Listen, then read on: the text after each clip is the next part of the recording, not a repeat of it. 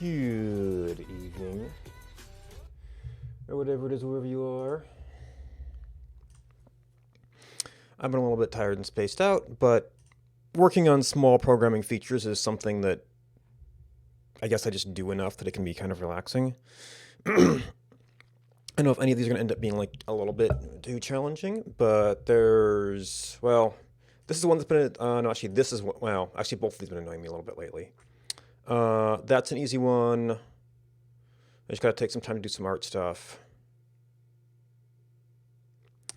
That might require some thought. And these are some bugs that might require a little bit of digging. So I don't know if I'll actually stick with that order. But like these are kind of immediate annoyances. So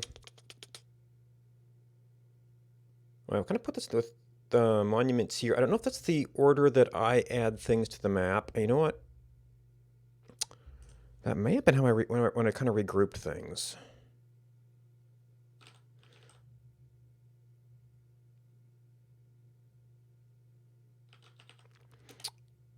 Well, notable overlay. Where do we add or remove that? Yeah, now you see this is just when we turn on, we add to map. So we're not really doing anything here to try and force the order of this.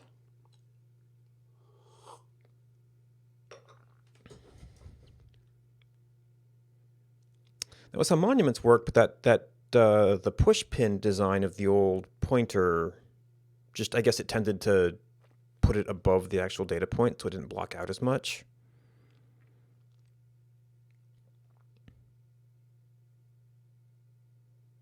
Oh no, this is a. Now you see they're both overlay layer things. Although I think I've done some custom layers on occasion. Is this a Z order thing? Hey, Borat, how's it going?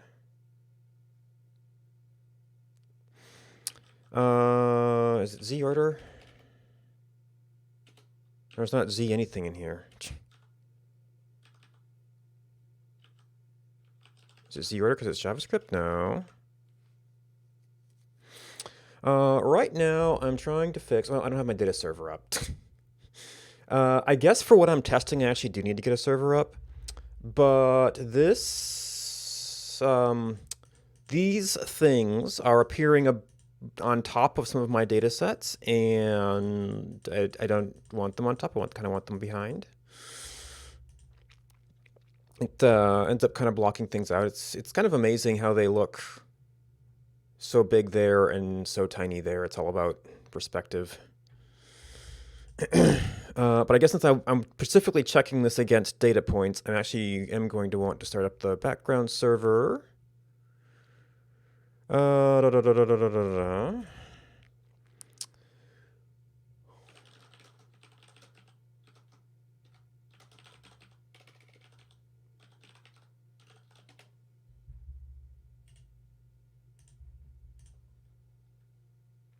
I did not make a game. I sometimes work on the public source client to make my own mod of it. And I work on things around the public data from the game.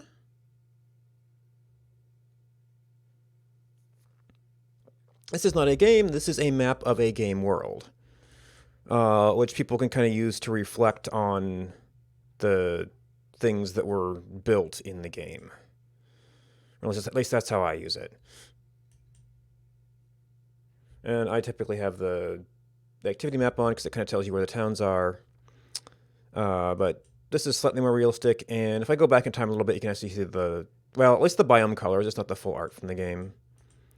That's the problem I've not yet solved.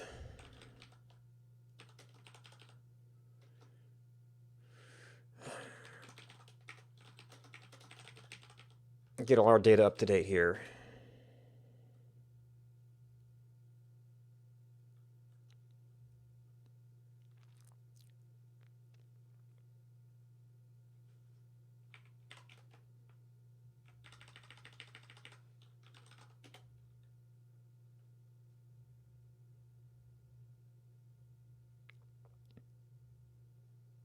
Oh yeah, another little thing. Very, very minor thing, but the Newcomen wells look like they're in the wrong spot, which I think might mean I got the left and right offsets mixed up. And since most things are relatively centered, you wouldn't notice that.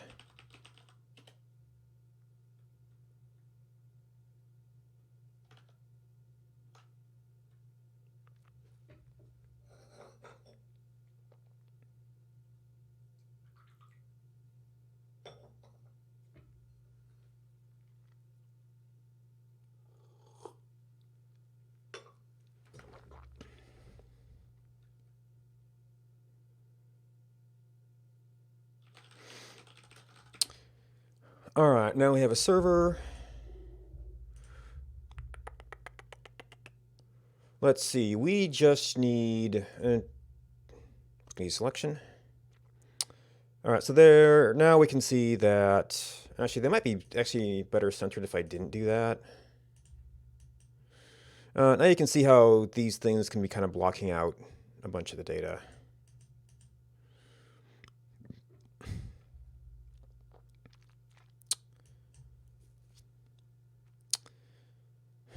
And I have to remember how I do Z ordering in, oh, right, it's, is it panes?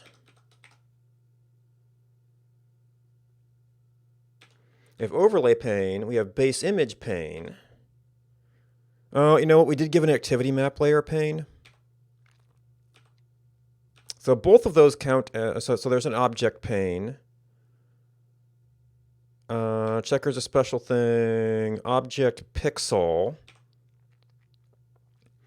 Yeah, so these things are all in the same pane, so they're not really ordered.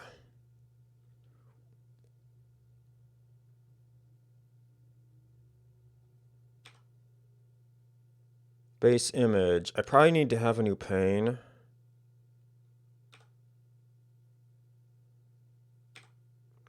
Where do I define these? Create pane, base image, object, activity, and there's a standard overlay. So,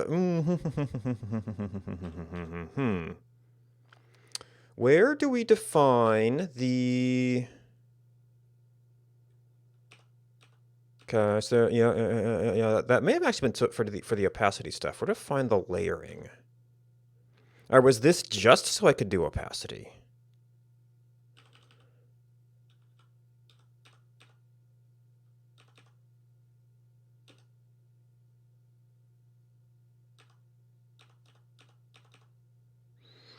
Or let's see, base image, object, activity.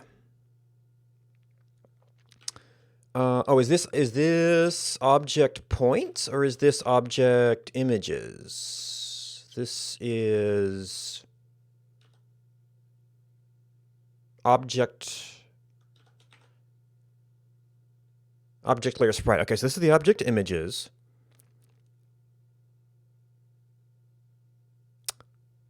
Which I actually almost wonder if these notable objects should actually just belong to that layer. What does that do for us?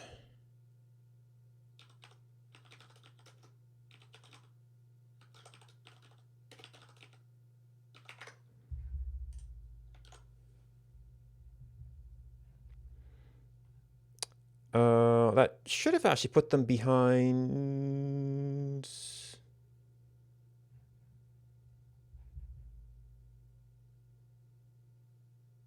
Maybe I have to put the markers in the pane?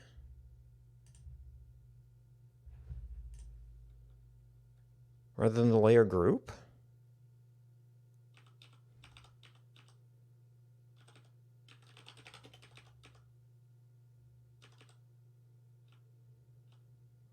Marker, icons. Oops, that didn't quite work. What do we wanted? All right, well, it's ugly, but it should search for... Okay, yeah, that definitely puts it behind there. I think that also puts it behind the activity map, which might not be... Oop, nope, not with that, not that, I want that. So we were in a preset. Yeah, that might be a little bit too de-emphasized. Because you do kind of want it at that... I think I do want it above the activity map in general. What we have learned, though, is that the pane of the marker group doesn't matter, unfortunately.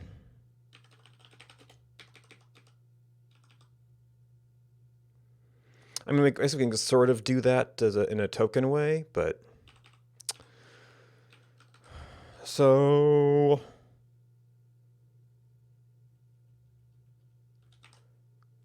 I guess these are layered in the order they're defined.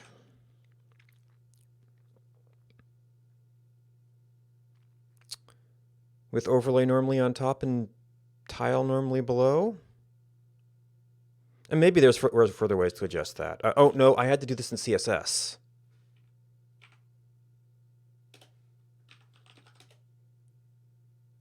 Yes.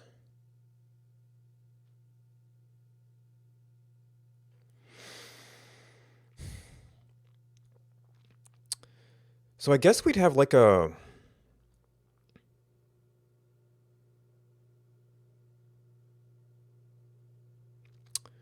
What? Overlay and markers? And I want markers...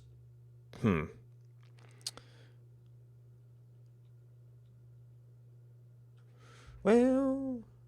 Yeah, these revised bell markers also end up being a little bit disruptive. The old ones weren't as disruptive. So we've got object activity. So actually this is kind of the next thing up.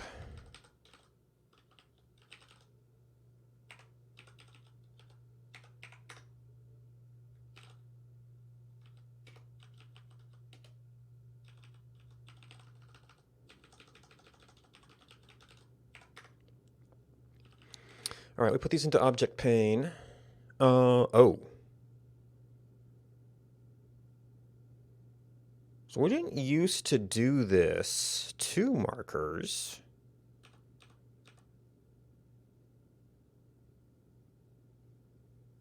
Although that was one of the things I used to help make data more visible. But that was still behind it, so... So you are going to be a marker pane, and in principle... All right, well, now we've got multiple attributes here.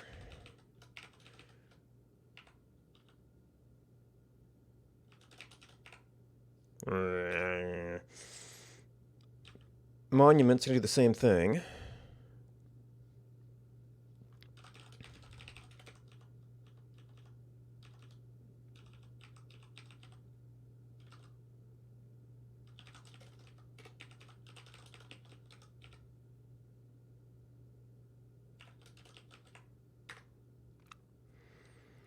And then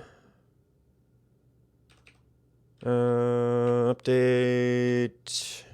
monument layer.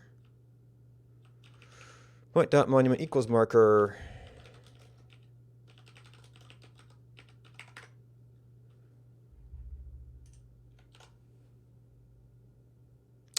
Okay.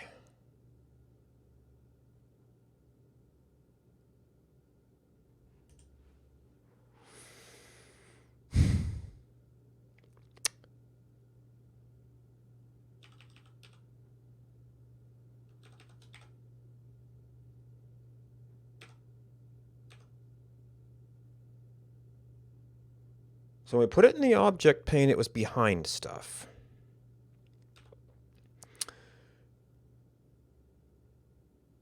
Where's my points? Life data is a data overlay. Do I even set the layer on you?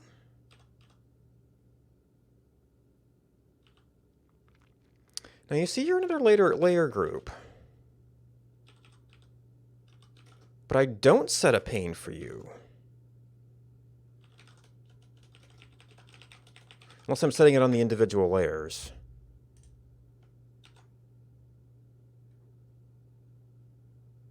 Okay, that didn't make a difference either.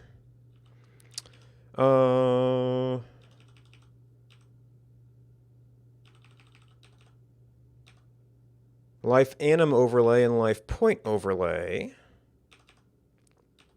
Maybe you have to get tagged. Equals new.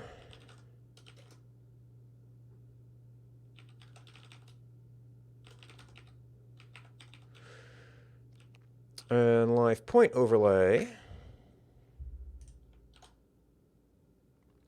Nope, still not on top.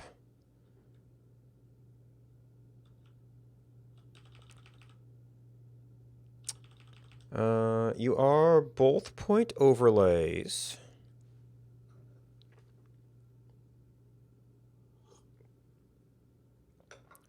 Now, the weird thing is,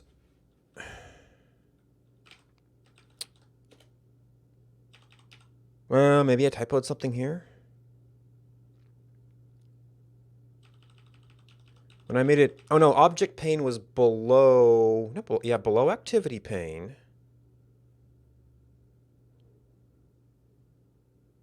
But where is overlay pane? Maybe I put these differently relative to that. I just kind of went with my existing scheme. Now, actually finding the right layer is going to be... Okay, sorry. You are element, leaflet marker pane. Oh, do I have to activity, do something else with you? No, that's leaflet doing that.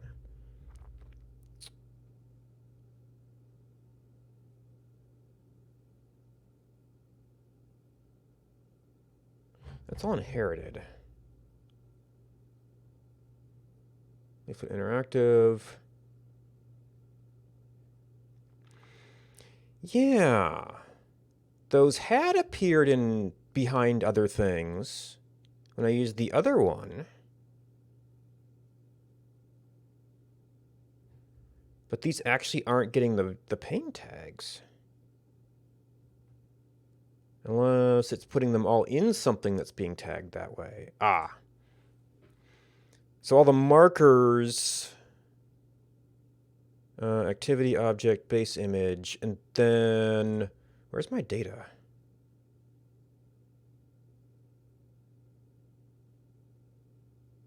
Yeah, I don't even see overlay pane here. Oh, there's another marker pane. There is a leaflet. Which layer are you part of? Leaflet tile container.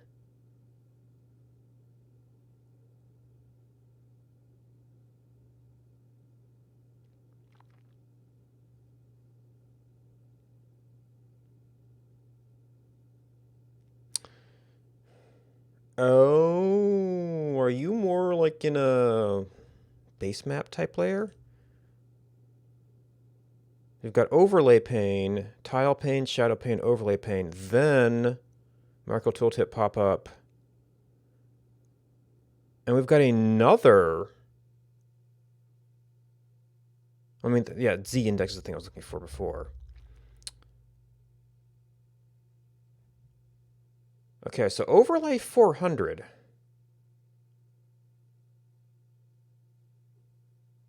That should be on top. Oh, wait. Oh. Does leaflet already have a marker pane? Leaflet.css. Okay.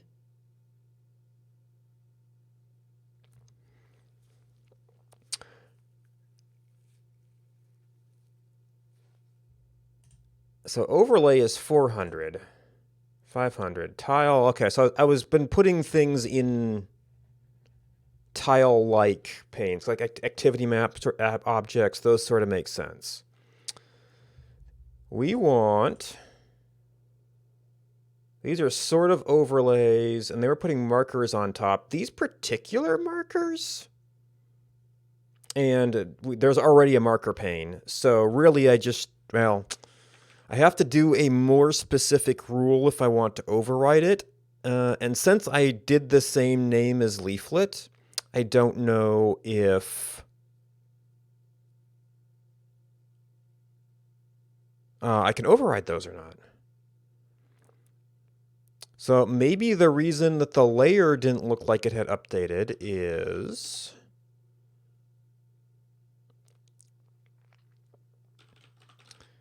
that it had the other system defined for it. So this is going to be its monuments and its notable objects.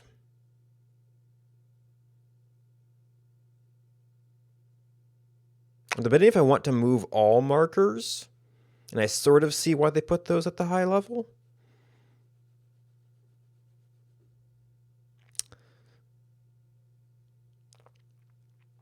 Do I want to move markers down? Do I want to move like data overlays up above overlays?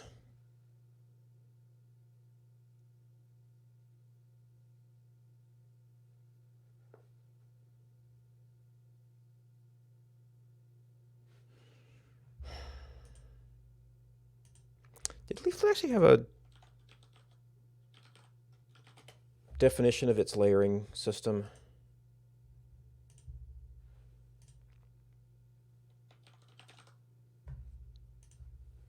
It did. So shadow pane, because we don't have anything in the shadow pane. There's space in between there. Tooltips and actually tooltips and pop-ups should still be kind of up here, because that's something interactive. And I guess if I did like a life focus marker or something, you'd still want that to show up. So what do we call these things? Landmarks?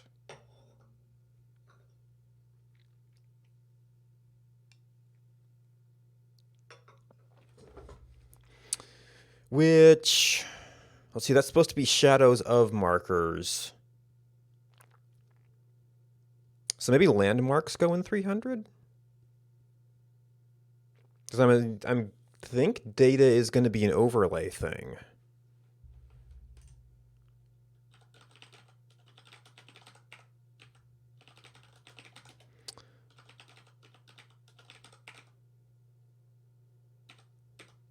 All right, I want to see, now that we've done that, do we still have to do these on an individual basis?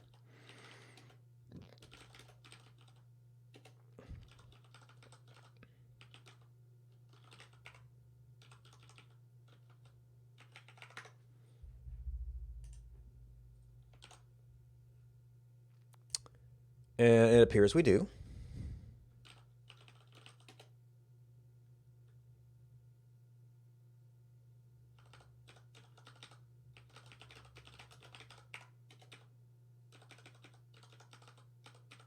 Oop.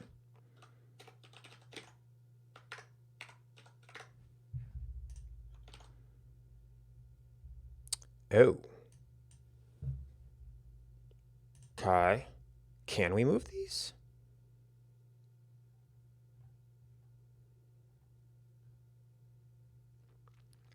Yeah, your landmark pane. Now you see, you're just leaflet pane.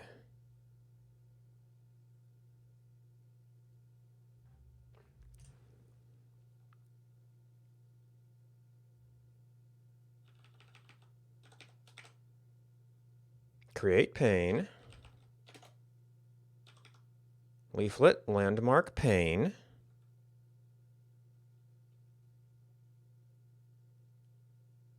In applied, leaflet, landmark pane. Did I forget to save?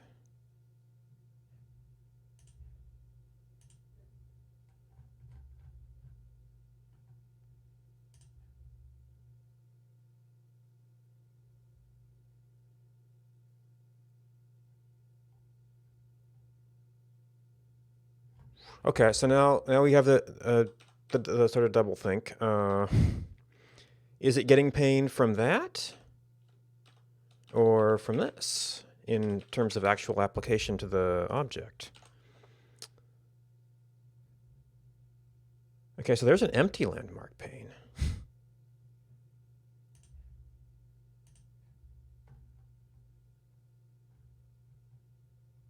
Yes, this is marker pane. It does have to be on a per item basis.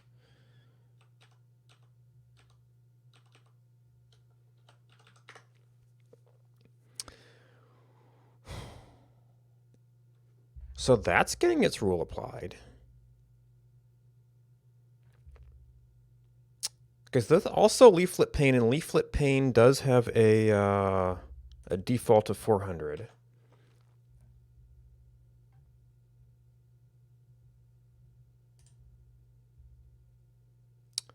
But normally it will show you, okay, and here's this other class name that's crossed out that got shadowed out by something.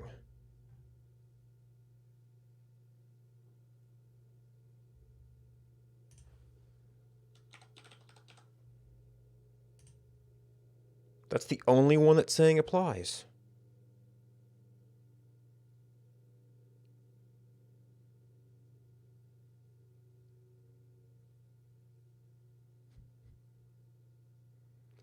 Is it being shadowed out because it's a higher priority on that?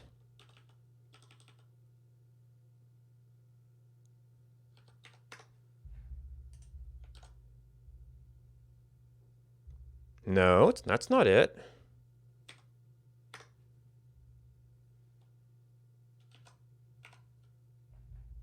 Are we not loading this file?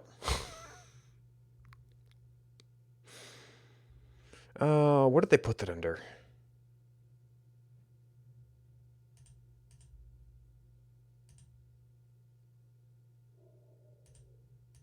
Resource modules. No, this is actually just JavaScript.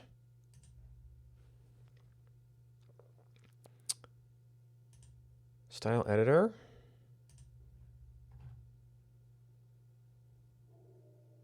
Now you see, this is a flaw with Elm Reactor. Sometimes it doesn't pick up file changes.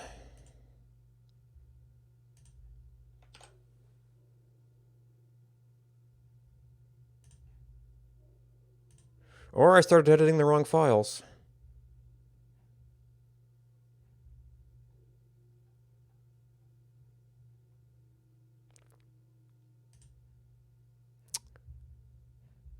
All right. PWD, dev a whole map. We are serving. We're compiling.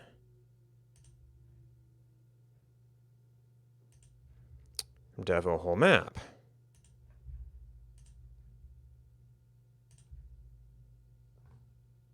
What the heck?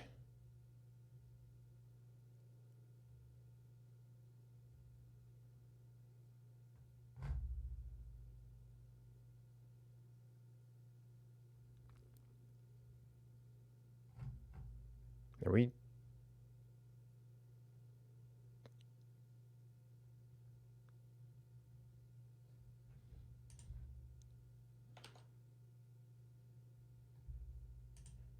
Okay, I had that off of testing, but like it didn't even request it and say, "Oh yeah, that's cached."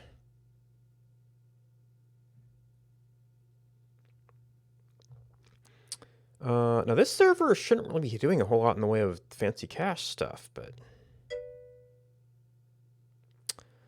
I'm trying to adjust the order of these things, and now that we've actually changed our style file, they are actually behind the data.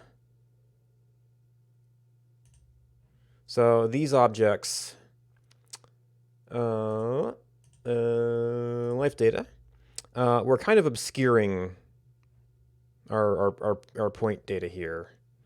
So I wanted to reorder them.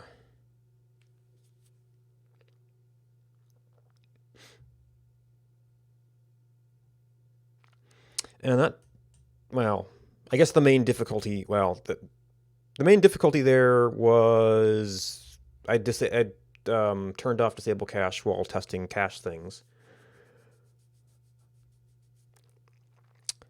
And secondly, I tried to do a marker pane, which Leaflet already had a marker pane, and we ended up with a different priority than I expected.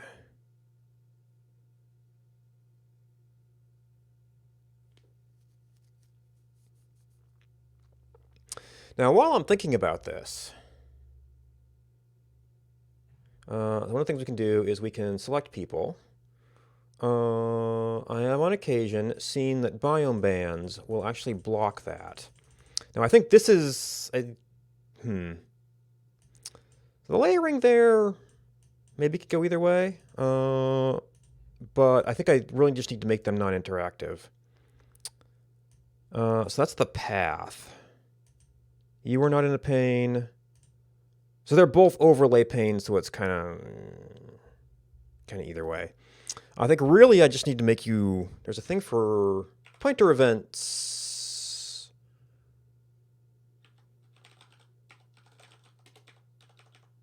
Leaflet tile container.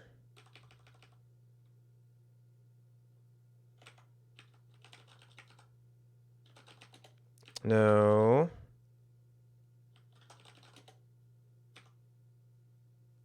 Life point overlay, life anim overlay. Yeah, those are interactive.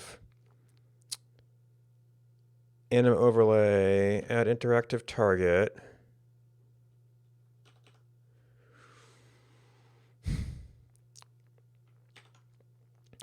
Interestingly enough, so maybe there's something in Leaflet that's turning it off for other things. Oh, because I'm putting this as a rectangle thing, and they would normally consider that as an interactive thing.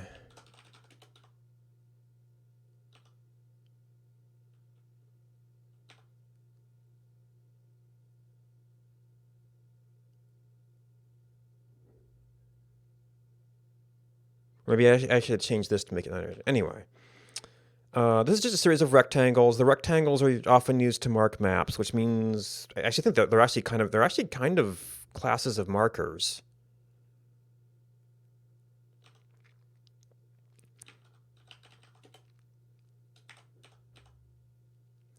Bands overlay is just a layer group with no properties whatsoever. I can sort of agree on it being... It is kind of an overlay. But we need to put something on here to say... Is there like a non... I'm actually surprised I don't have more... Maybe I always fixed this by layering before, rather than making things not pointer events. Hey, Liger.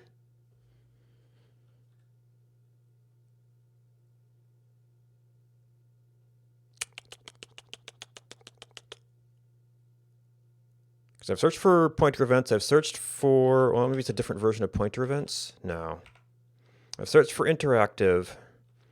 I guess we can search the leaflet documentation for that. So we've got pointer events. That's okay. That's generic documentation.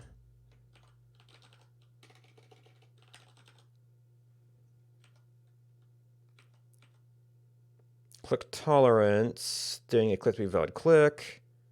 Okay, that's it for that. Interactive layer. Not emit mouse events, and that's part of the underlying map. So we should...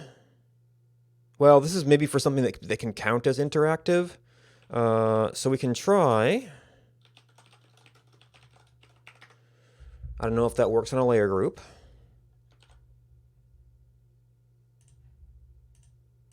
Okay, does not.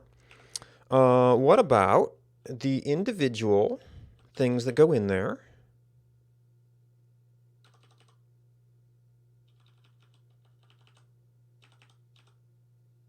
So maybe the bands that we put in are something else?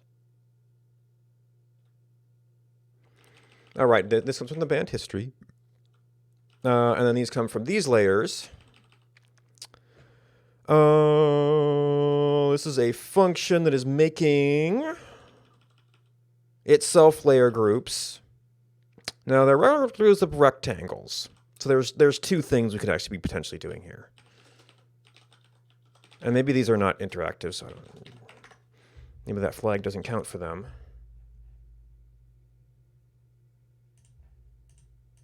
Okay, that's not it. How about the rectangle itself?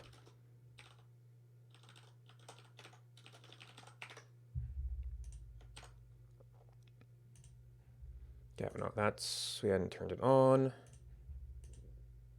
Aha! Okay, so if the marker itself is non-interactive, it won't get in the way. I don't know if doing these help at all.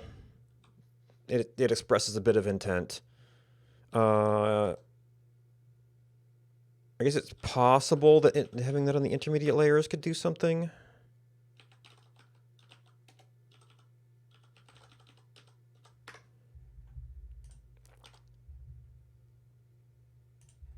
I actually forgot. Okay, yep.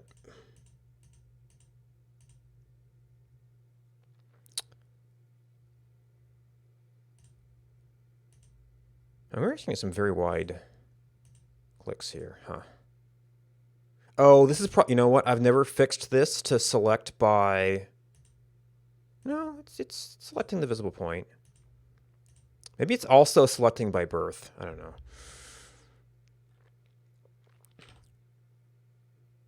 There was something else I was looking at that didn't necessarily work by birth versus death. Oh, if we're in death mode, jumping to the death of the death point versus the life point, or the birth point. Oh, you know what? I fixed something else and then barreled straight on into this.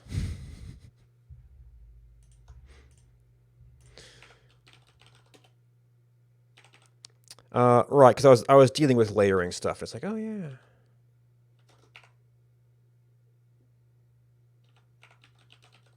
Did I have this down as a note? No, I did not have this down as a note.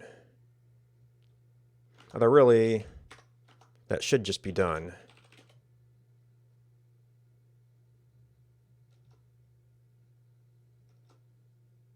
And some of those panes probably aren't necessary.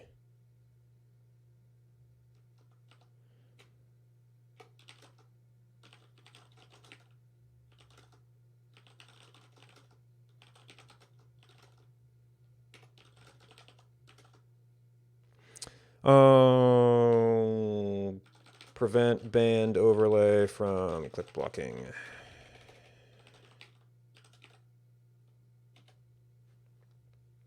Oop.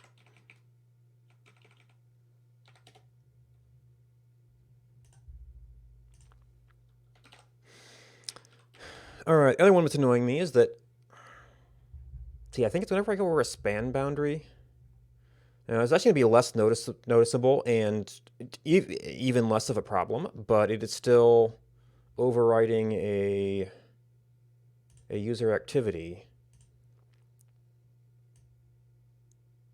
Yeah, then they turn back on.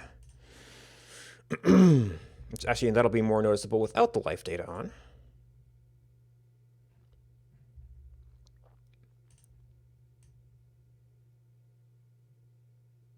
Yeah, so that's around where it switches.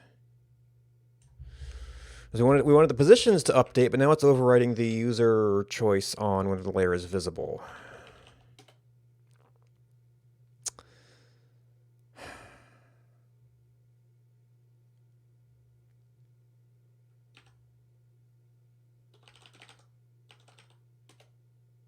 Yeah, so no matter what, we add it to the map. So probably what we need to do is have it visible by default, but merely empty.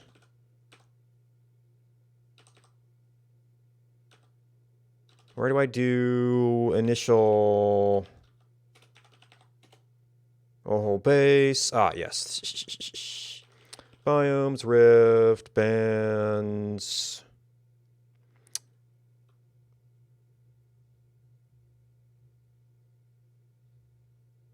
Actually, monuments don't really change that much. We just look at their time ranges.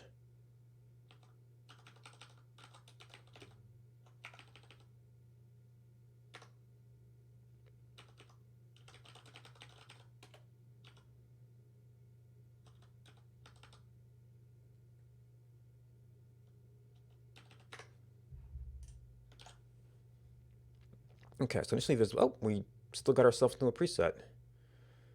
Huh. That I thought that would have been part of it. But let's oh, it has to be visible. Change some other things that make that less likely. Turn that off, and then we scroll around, and it does not get turned back on. But if we have it on, we should still be getting position updates. Good.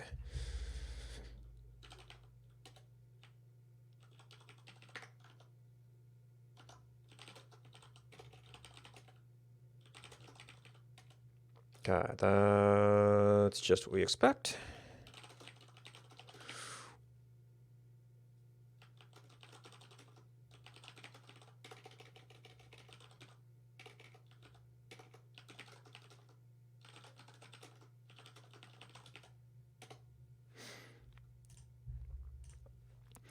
All right, do we have a new Komen? Well, I guess we can pick any time to work with. We've got one there. So it looks to me, we get about kind of a 1-to-1 scale here. It looks to me like this is positioned on one block over, which makes me think I've flipped the left and right on the offset coordinates.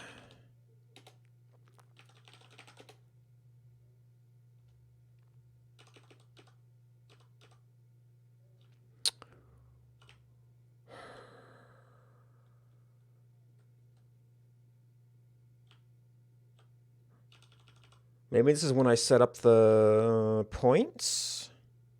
Oh. Could that actually be happening in... Could that actually be happening in Elm? Update notable layer. That's happening here. Message.locations.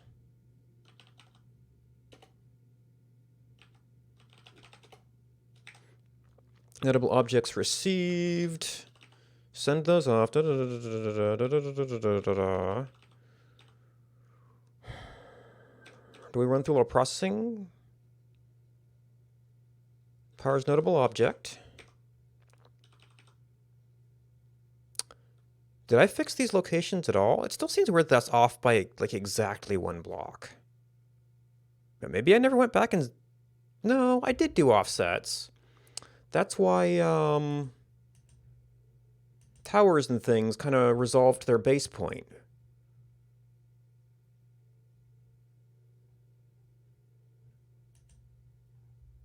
Let's remember where I did them.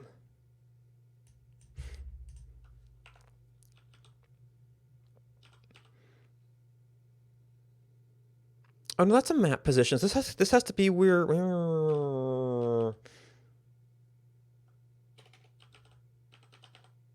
are we setting the image for you? Ah, so we're defining it in the icon.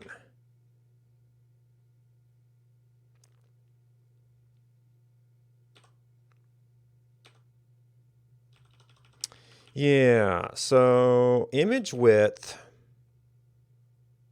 I guess that could, I guess if the width was wrong, it might throw it off.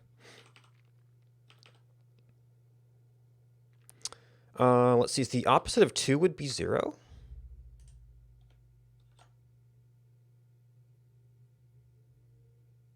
Okay, so that's wrong in the other way.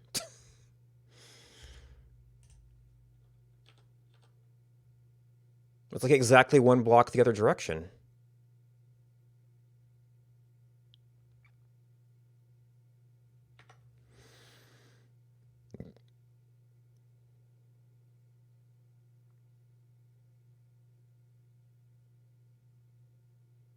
Does this need to be 0 minus 2?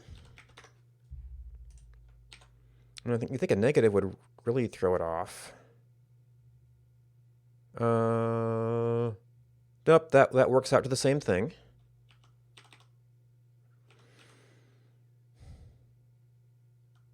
Does it simply need to be negative? No, negative is very wrong.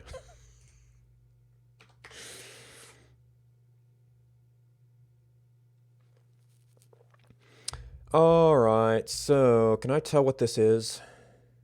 This looks like a firing Newcomen well of some sort.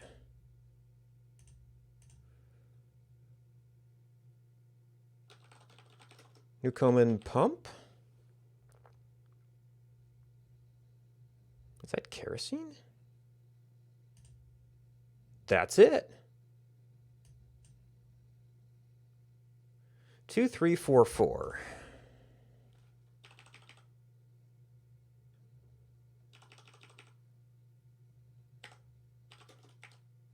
If ID equals 2344, otherwise we'll get spammed to all heck.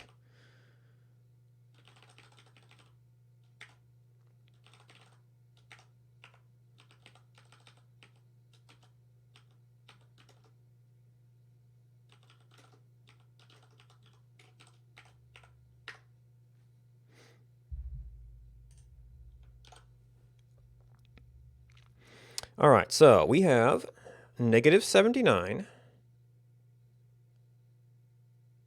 which I think we've been treating this as XY, XY for the two different corners. And then these are like offsets from center. So it gives you both the width, the height width, and, you know, like the positions of every corner, essentially. Now we are also scaling these by icon scale. I don't know. No, that's in general, so that's that's gonna be a constant. I guess I could make icon scale 1 to kind of make the math translate a little bit better. Anyway, so this is less on that start position, if we're reading that correctly. I forget how these go relative to the whole game coordinate system versus the screen coordinate system. Negative 40. So that feels like that's probably down here, because O-hole is negative this way. But the up-down seems fine. And then 217, which seems like it's going that way. 248, which seems like it's going that way. And what we get out of this is...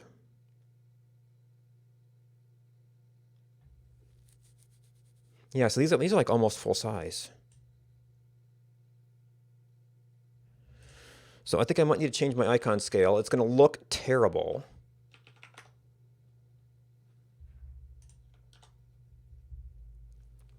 But that will give us direct analogs to our raw inputs. Oh, well, okay, so this doesn't look terrible.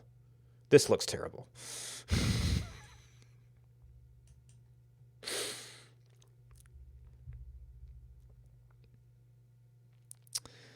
So we are getting a width of 296, which I can totally agree with. A height of 288, which I can totally agree with. And a image X of 217, which I don't necessarily agree with.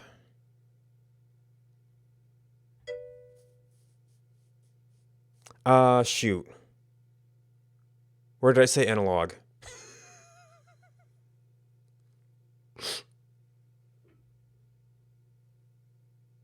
I forgot what context I was using it, sorry.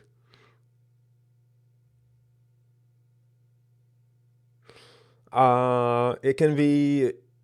I don't know if I would be talking about continuous signal domains. So it's probably as in one thing analogous to another, as it is an analog to. I would guess would be the most likely way I would be using that here, but I don't remember what I said.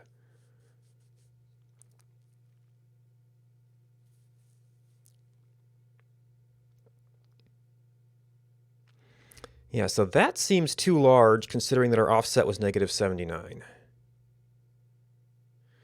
So we think that was 0. So yeah, IX should be... oh, maybe IX needs to be negative. Yeah, why would it be positive at all? That would just be 0. Did I end up, like, interpreting the placement of the... yeah, that's over there now. Maybe the way I'm using this... Oh, are these in like world court? No, that still wouldn't sign inverted. So that's negative. So maybe it's negative this? Why is that even a positive offset? Oh, probably because of how leaflet defines its markers.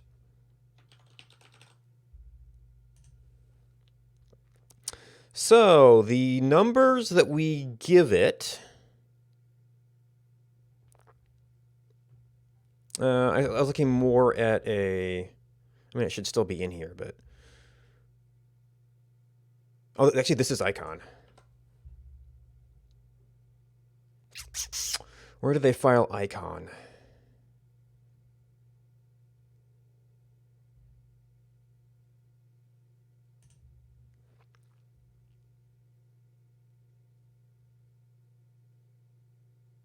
Oh, icon anchor.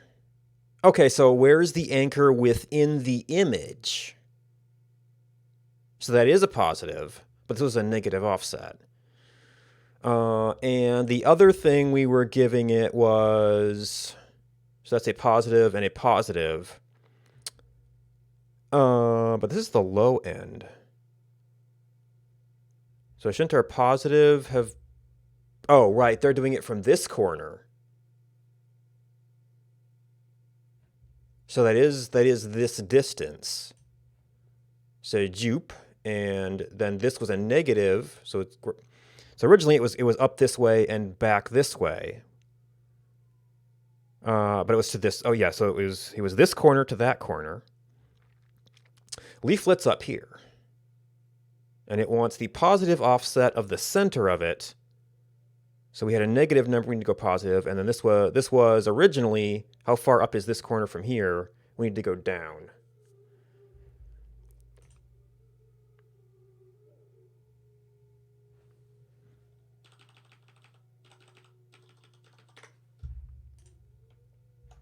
And we shouldn't need this anymore.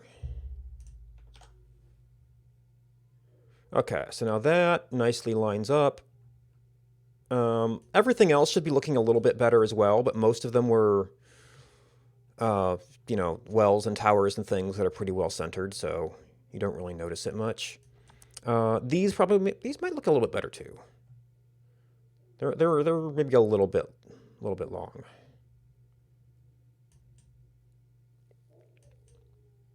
But it's mainly these Newcomen ones that were wide off to one side of the objects I've picked. Now, if I start doing, if I can get to enabling this for arbitrary other objects, then that will also be an improvement for that.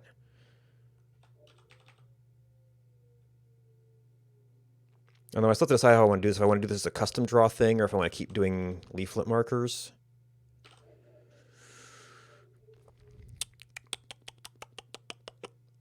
Notes, indeed.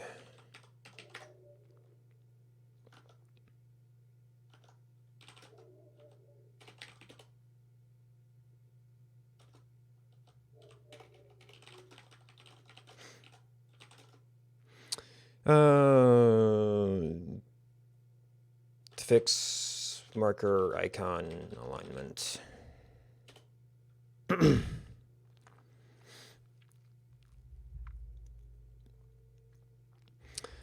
All right, so this is, some nice non-thinking work might be good. So my thought was, let's see, we've got this right here, so.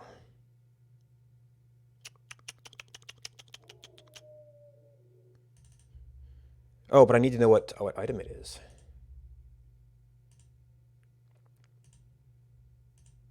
So we probably want a plain bell. Oop, tower bell. Oh, there was one on the map.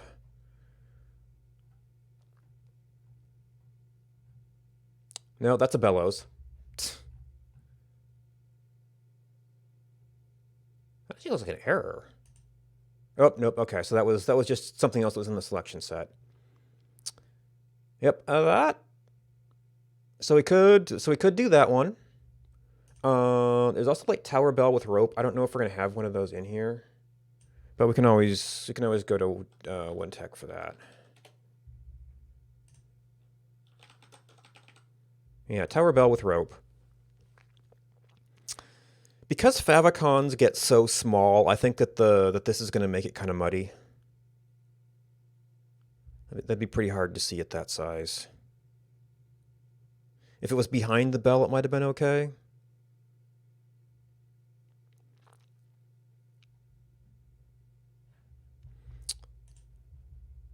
So tower bell is an 809.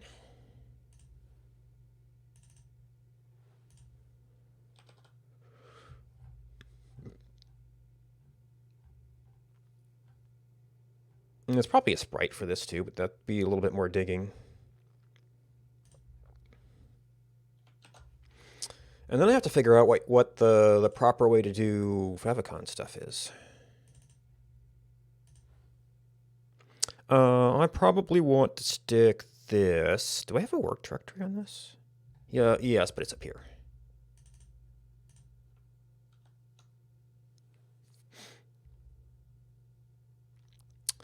All right, what do you need for a favicon?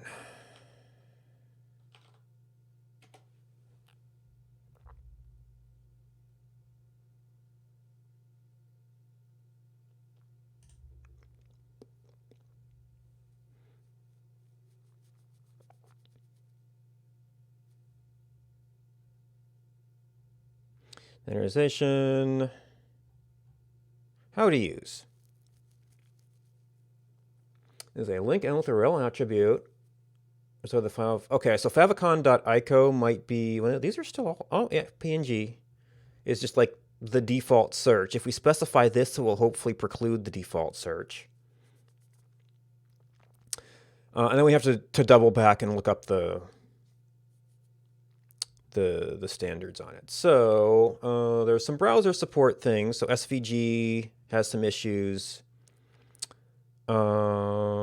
SVG, yeah. This is with some different options. Okay. Yes. Well, optional, yeah. Yes. Okay. So we would only preclude IE less than 9. I don't know if this site would even work there. This is type equals rel equals icon image. Oh, that's image. Oh, okay. So you do have to use ICO to get back to 9. I mean, that might still be a problem for this site. For PNG support, we're at IE 11.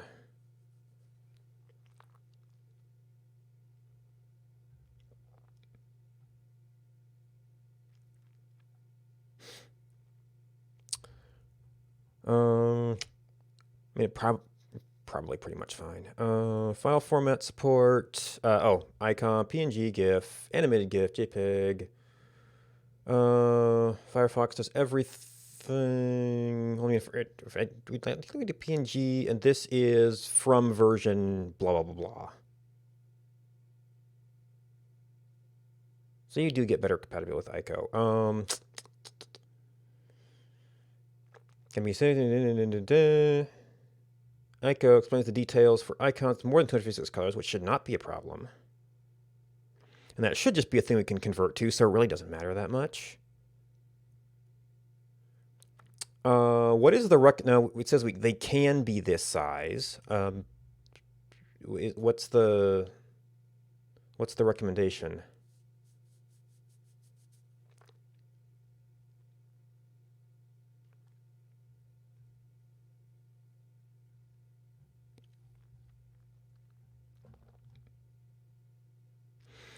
PNG and ICO. PNG, favicon, compatible browsers. Select which format and size to use as follows. Oh, so do you have... Maybe you can have width and information in here? Maybe there's more fields. Reference will use the favicon that comes last. Chrome from actually use our favicon as ICO format. Otherwise, the 32 by 32. So that's maybe the most standard. Chrome for Windows is the favicon that comes first, if it is 16 by 16. Otherwise, it'll prefer an ICO. Means Error Favicon comes first. Exactly the opposite of Firefox and Safari. So, maybe just use one. Chrome for Mac, look Nora 16 by 16. Use the 3032. Only scale it back down for non-Retina devices. The icons at random.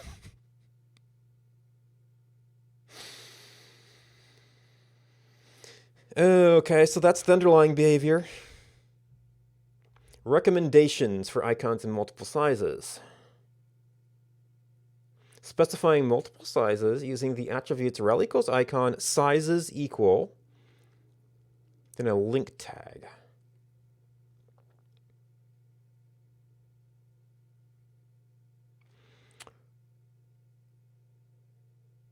How space separated? So then how do you get the corresponding... Maybe this is like size and... Maybe this is more of a standard we need to look up someplace else. And use the provided Apple Touch icon method. Providing HTML headers, create 128 by 128.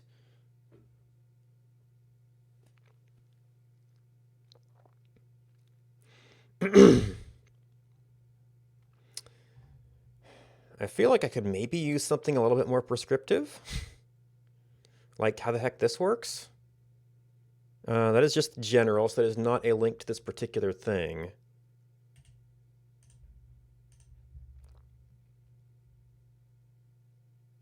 That's touch icons. Now, is that what this focused on, or we just hit the bottom of the page? Okay, there we go. Is there an example?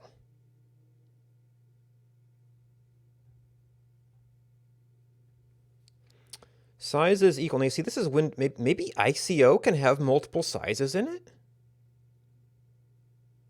Because PNG only has one.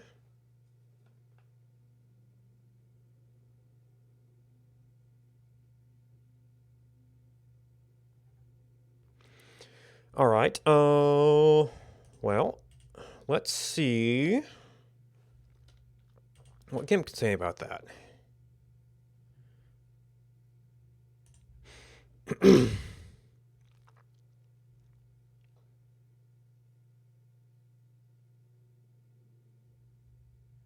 And not now. All right, so first of all, save this as the Favicon project. For a Favicon, I could probably trim this. Let's see, we can do this with the image layer.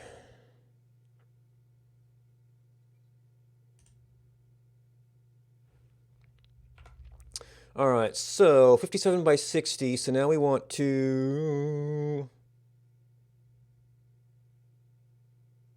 canvas size. These are unlinked. Center.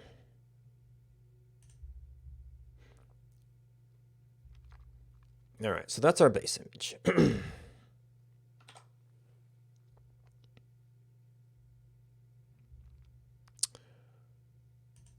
So let's just look at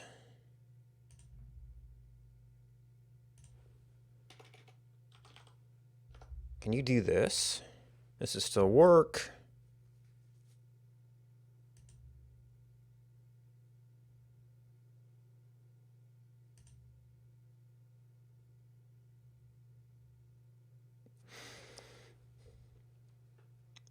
Maybe you have to do this as layers.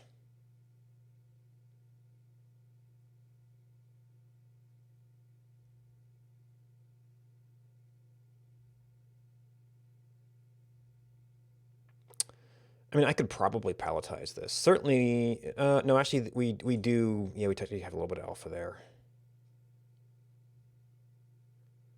But this is not giving me size options.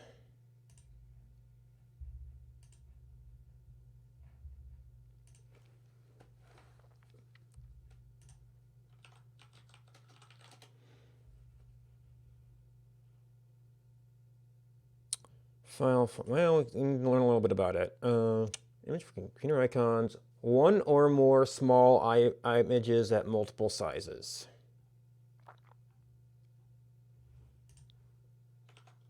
So this is a question for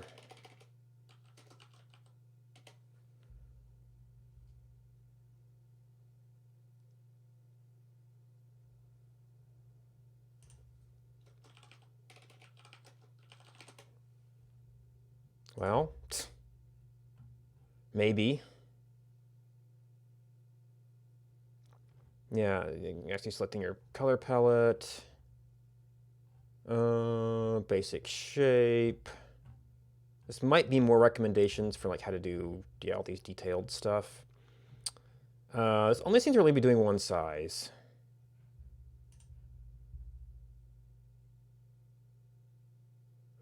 I don't know if I want to get into a video right now. Windows app icon. Multiple resolutions icons. 64 by 64.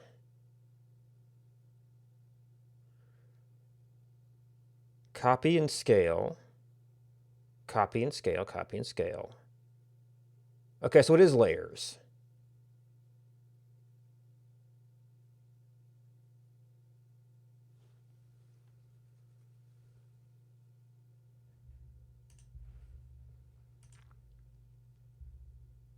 So,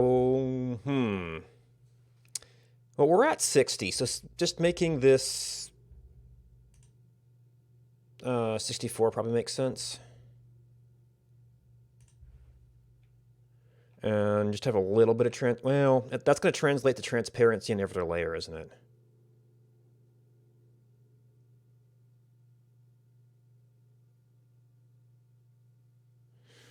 Well, that might actually give us less blurry.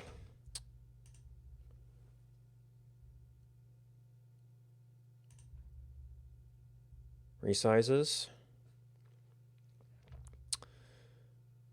Oh, that's the canvas size. Can we do layer to image size? All right, so that's 64 by 64.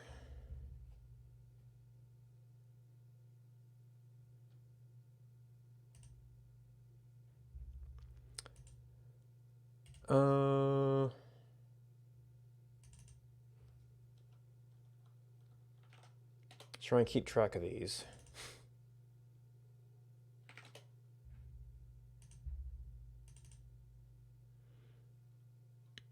No, it's creating them up actually. I don't think we go below 16 when we're talking about favicons.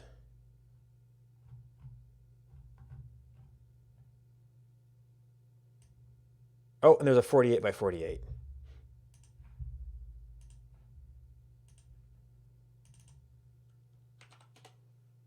Is that it? 16, 32, 48, 64.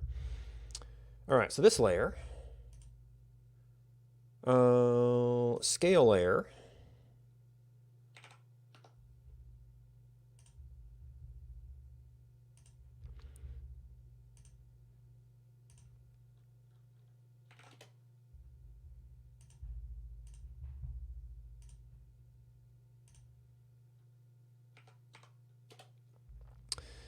Now, this is probably actually about what, if I just did 64, what something using that would do, but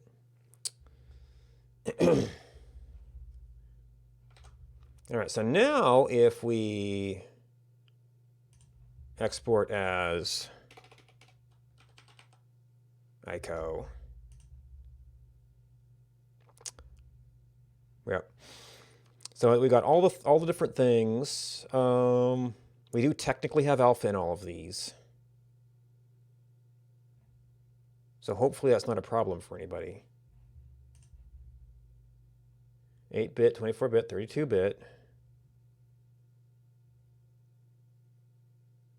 Oh, on various Microsoft. So that's probably not too big a deal for web stuff.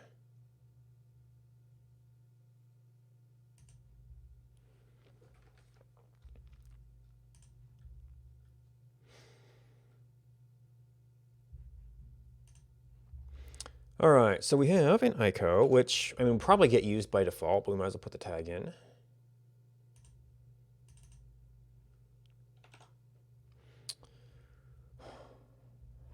No. Let's see, where do we find... Yeah. PNG, Windows.icon, Mac.icon. Oh, I guess if you really wanted to be... Oh. This is for a different format. If you really want to be fancy about it. I wonder if maybe they just maybe there's certain things pick it by name.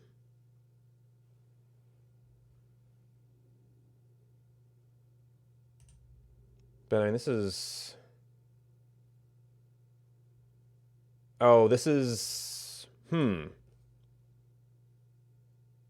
That specific... Let's image PNG. So I guess, yeah, that is kind of a Microsoft thing. Now, I'm not... The examples here are just rel. Rel, then Microsoft icon. Internet Explorer is just flat yes. Oh, and then this is from IE9. Oh, rel equals icon. Although a couple of these have qualifiers on them. Where's 4? There's an A and a B. That's 4. Oh, how to add a shortcut to a web page. I guess they're asserting that it works there because of that.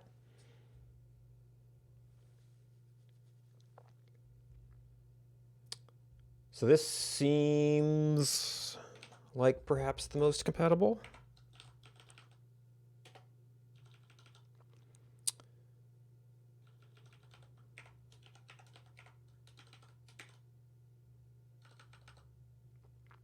Now these are all using fully qualified URLs. Yeah, these are relative, which should be fine.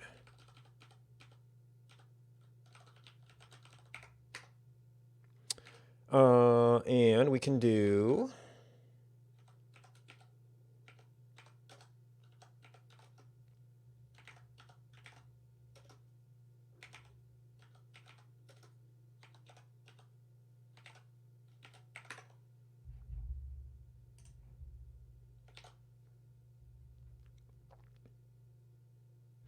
All right. And that should get rid of a missing requestable time. Now, the other little trick with this is that file's really never going to change. So, where is the stage S3 command to exclude? Well, for staging,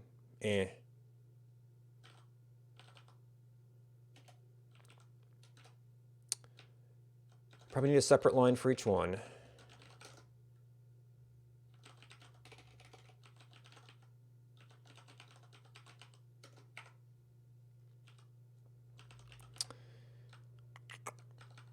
Sync, public. Well, it won't really change much, and we don't really care if it does. If it does change, it's not going to have any terrible big impact. But we want max age equals, all right, so what was our 1 year?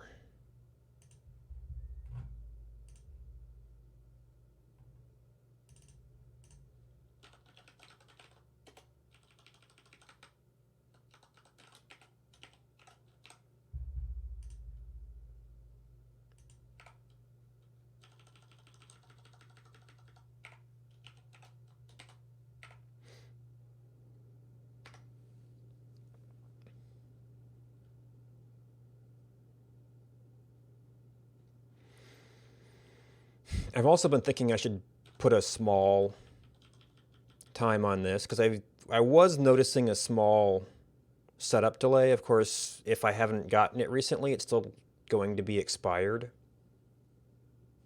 So That might yet be a thing. That might be a thing just to keep an eye on.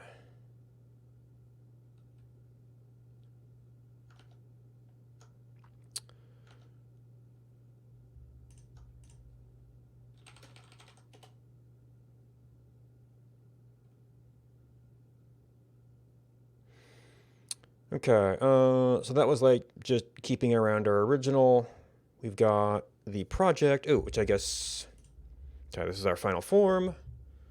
We should be done with you.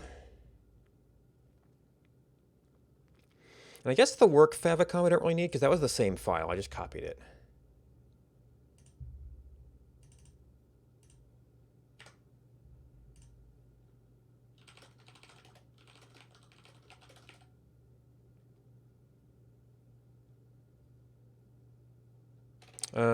We need to add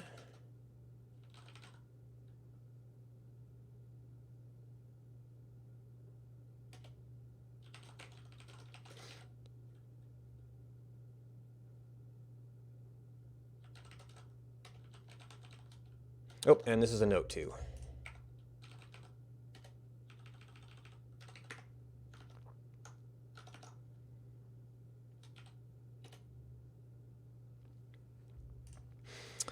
All right, let's see. That could be a little bit deep. These are just some long-standing bugs. It's the one I had figured out, and it's going to take some more thinking to actually solve it.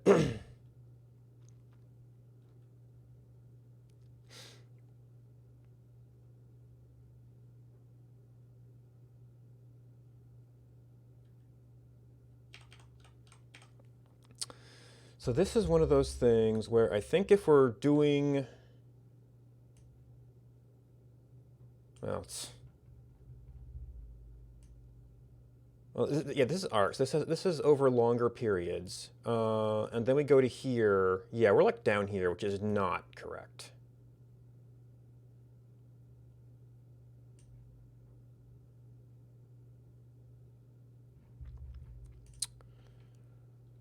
All right, so we aren't selecting that because the arcs in the list have been updated with a date time, and the records do not match, so we can't say it's in the list.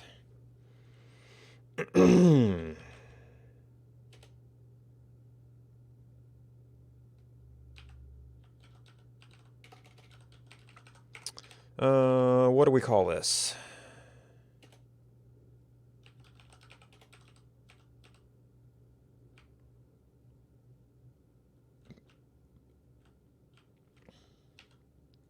Some kind of arc? Course arc and current arc.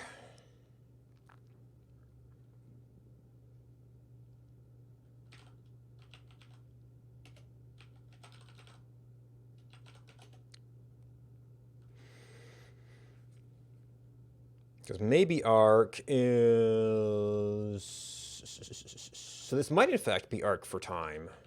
Well, no, because we're selecting...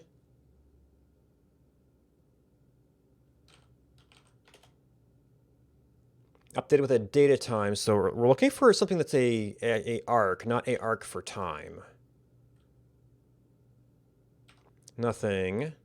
Select arc. From a maybe arc.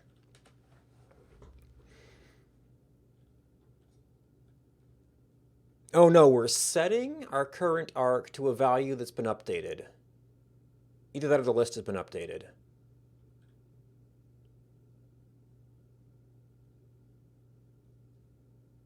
And we're setting it to a version without the data time, one of those. Data time. And we had previously recorded a arc without the data time.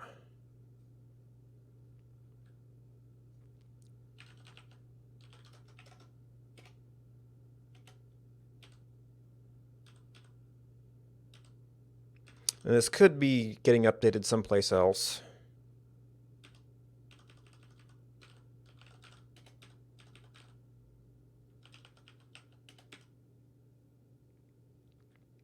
Assign arc data time. Assign data time. This appears to get called from outside. Rebuild arcs. Every time we rebuild arcs. So here we go. This is the previously selected arc. We have rebuilt all of the ones that are in the actual list.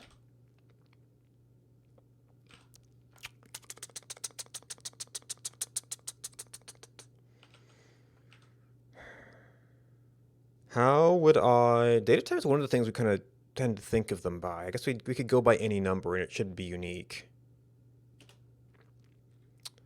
Assign arc data time spans. List span, list arc. Now this is to a singular arc from a list of spans. So we could just redo that work.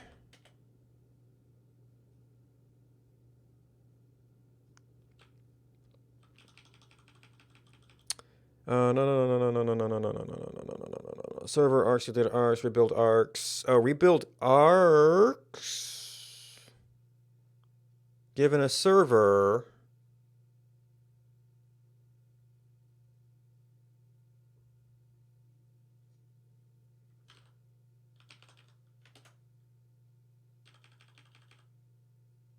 Here, assign data time. That's rebuild arcs.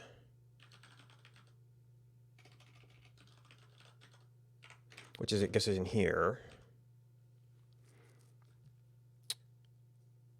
Okay, so this is a thing that has arcs and spans. Oh, so we don't necessarily have easy access to the span list.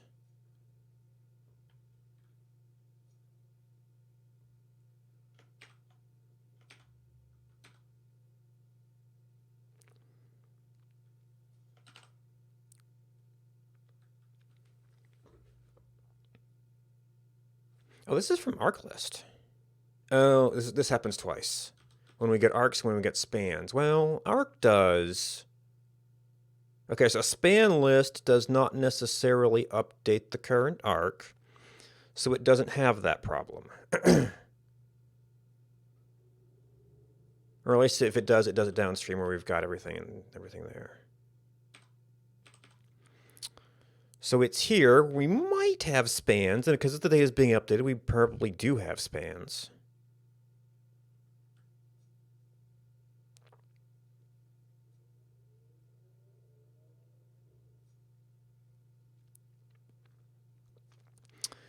But we would have to go on yet another fishing expedition for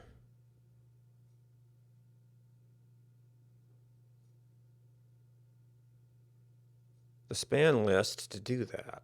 But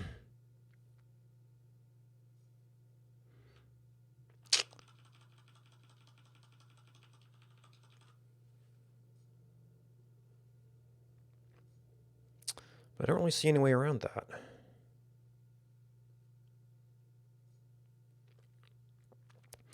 So we have a list.servers. Update the server ID key, which server ID key, which is going to be it might be there, or it might not. And if it's there, we're going to map it and update it. The server has a list of arcs, which we've just updated, so we're not going to change the spans at all. This is in the existing list, so this is already a maybe.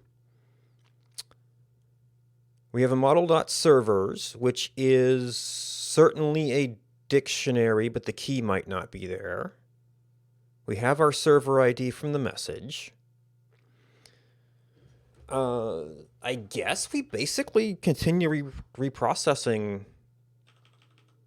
this and just run it through a maybe.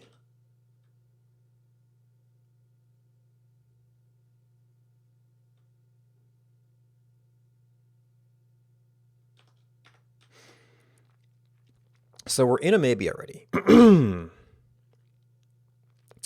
If we have one,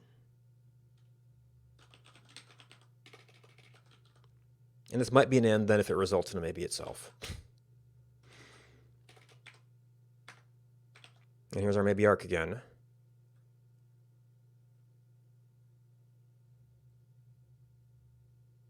Oh, you know what? Actually, you probably do want to do this before we do this final. Oh, this is a with default, but it's another maybe. So it's kind of like an and with default or something.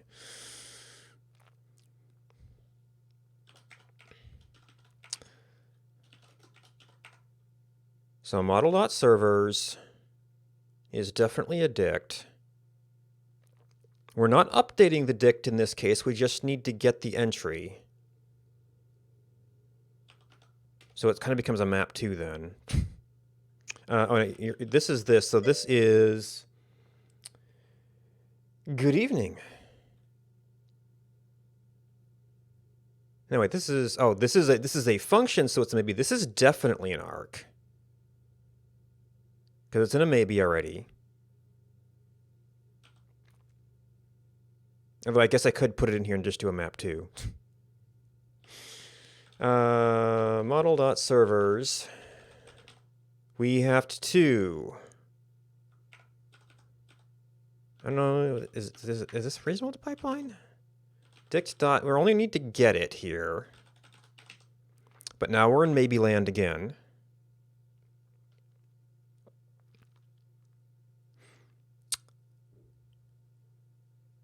So if we got a server,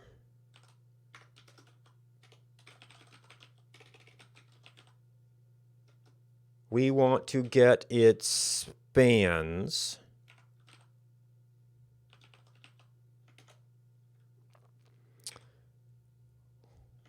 That's going to be a maybe.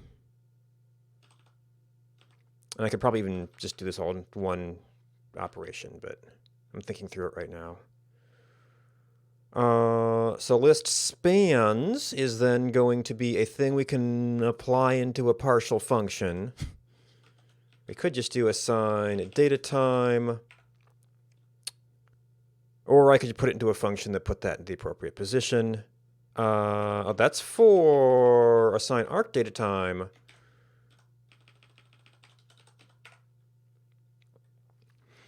That would give us a partially applied function.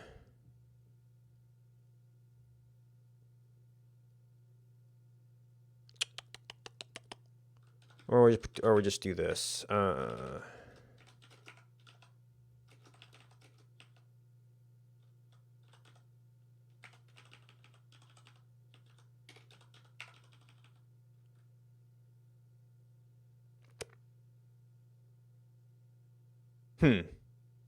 That would make this whole thing a partially applied function, except it's in its maybe itself.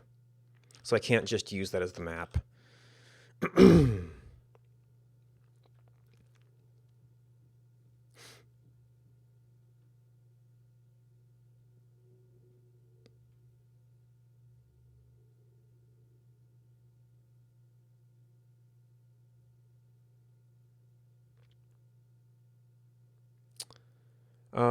And that definitely results in an arc. But now it's in this maybe. So this is an and then. Now,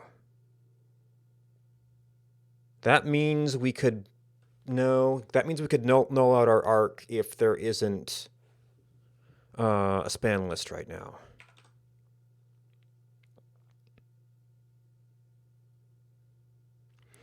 So I might have to case this so that we still return our original maybe arc here.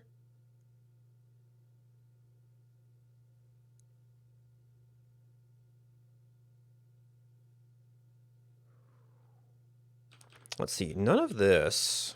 Well, except we need to apply it here.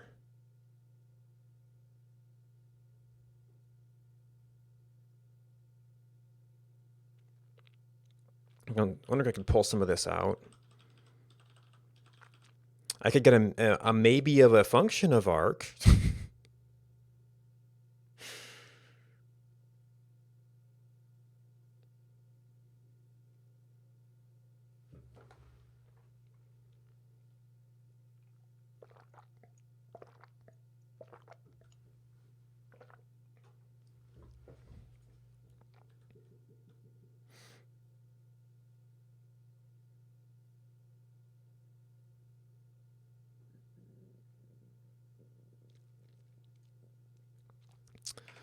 Actually, could I default this somewhere? Empty spans. What would you do with an empty spans? It would be a list.filter, list.reverse, list.head.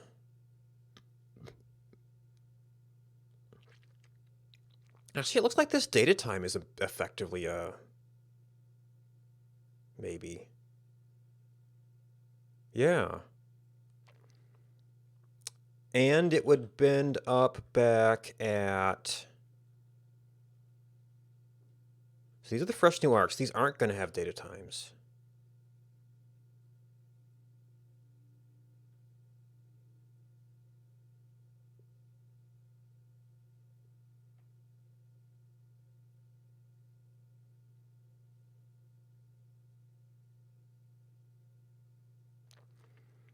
Or rather, the brand new ones will definitely not have it. So we can't make this part of it worse.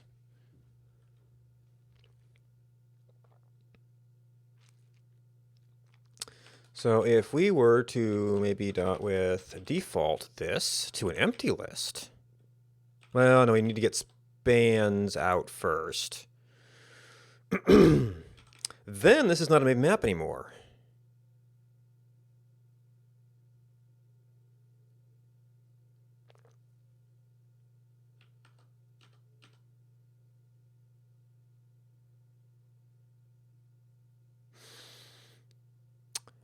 We could just... I mean, this whole thing is not a maybe anymore. So we could do that, which turns this whole expression into a function of arc.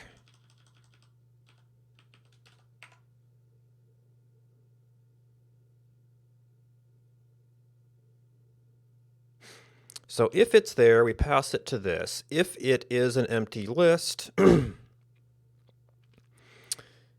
we assign data time back to nothing, which is basically what it was, I think. What does a freshly decoded arc look like?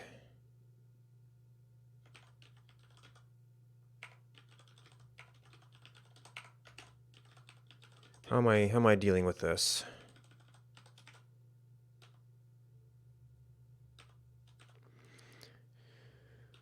Fetch arcs, decode.arcs.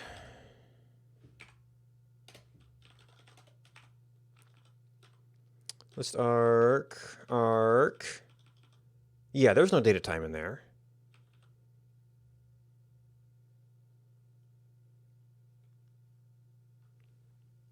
And in fact, that arc doesn't have... Yes, it must be mapping that to something somewhere else. Now, wait a minute.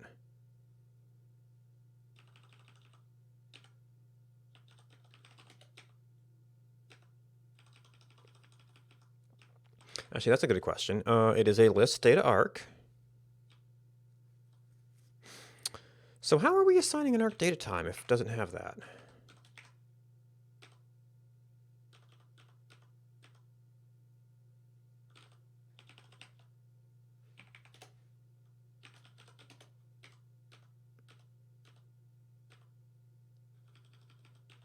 Maybe pause. Oh, wait. So am I putting in that field slot then? Oh. Okay, we can make it worse. Now, granted, this might be just kind of like filling it in.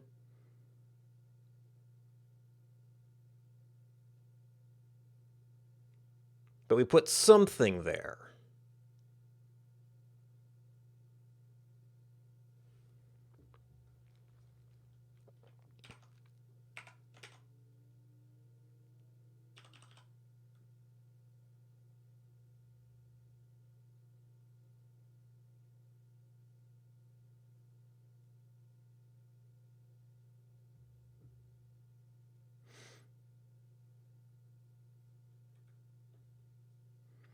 Well, either we have the spans or they're going to come in later.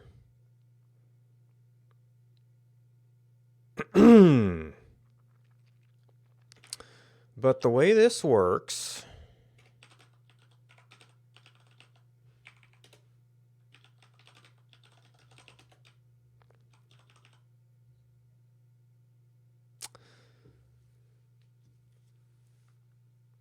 An empty list will indeed give us nothing.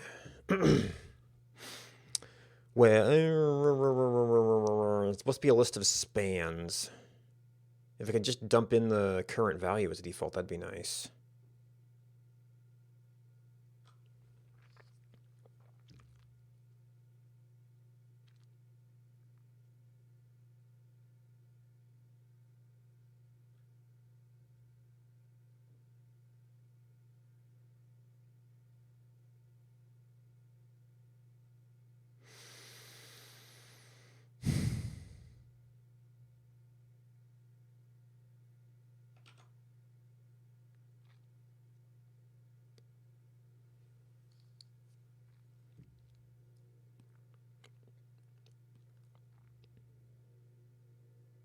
Well, you know what? We're trying to get this to match.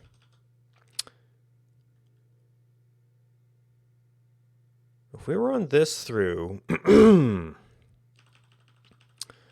rebuild arcs,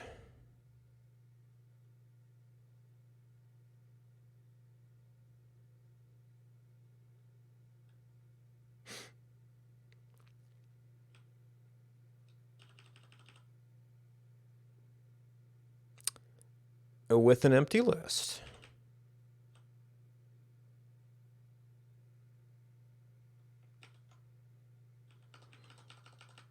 Then it would end up in the same place, right?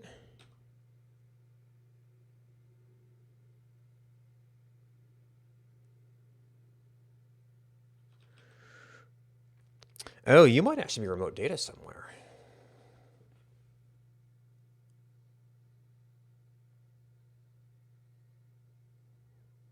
And this thing was taking care of that.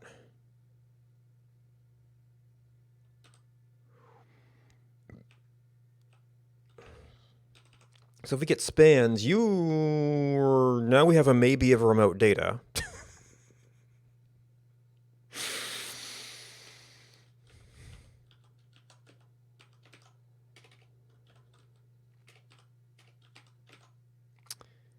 And what we did with rebuild arcs was we only did something if we had data in both cases.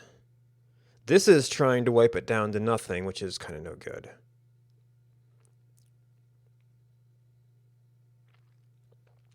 So I might want to... So we're already kind of ifing here. I might need to do this.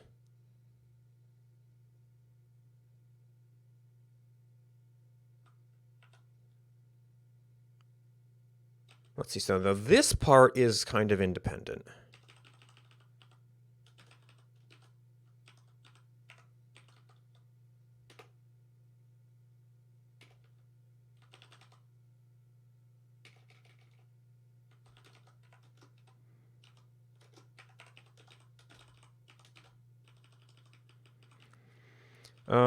Maybe dot map. Now we're trying to get this to this to be a data dot. Or no, this is the maybe dot with default.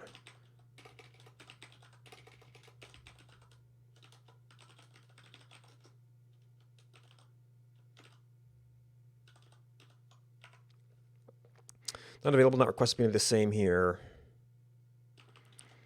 Case of data spans, or remote data spans, I guess.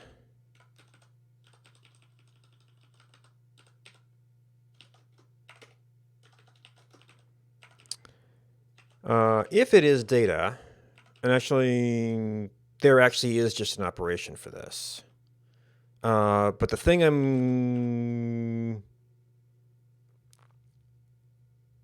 that maps the data if that's the case, and makes no change to the data. We need to do specifically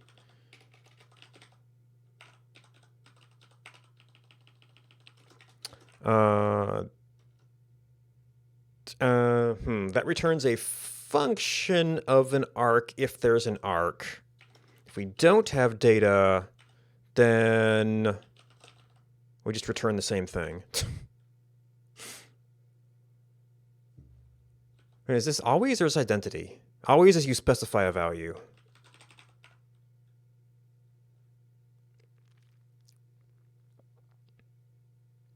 Okay, well, see, I didn't want to do a big case of that, but now we can actually turn this into something.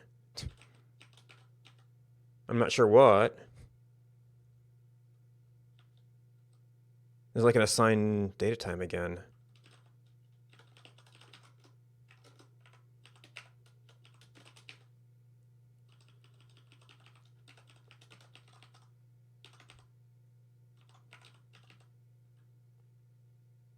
Yep, maybe not map time.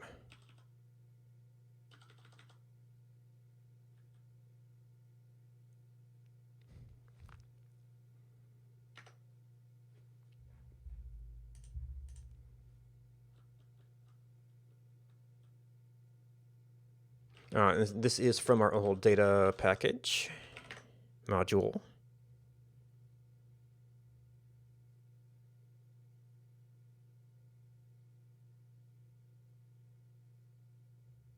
Oh, is that not exposed? It might not be. Yeah, we haven't had to do the individual version before. An assigned data time, it's a list of arcs.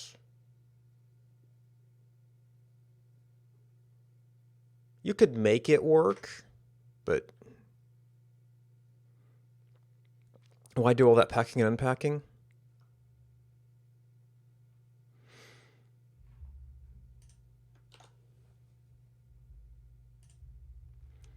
All right, so the problem we had is we do something and, oh, well, it's going to put us back in current time. We need to go ways back. Okay, yeah, this does not look right. That's going to be very different from this. That's like default stuff. So I guess now we have to ask it, maybe this is the spans come in and update the other arcs, but not the remembered ones.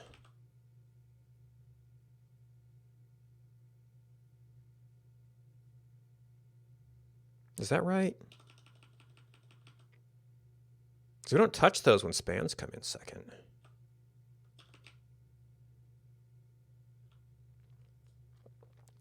Now these get really spammy if you just do all the messages, unfortunately. We already got a let block here.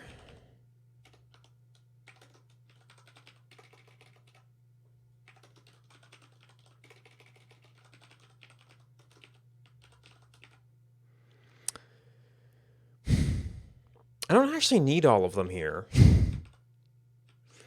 And span list is probably nearby now.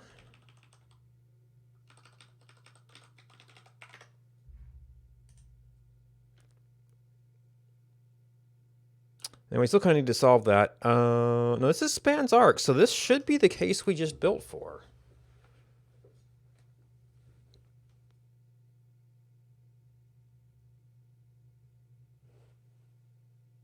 We do arcs and we already have the spans. So the question is,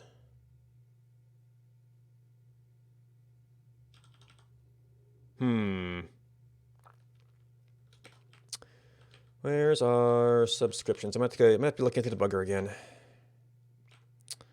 And if we're doing the debugger,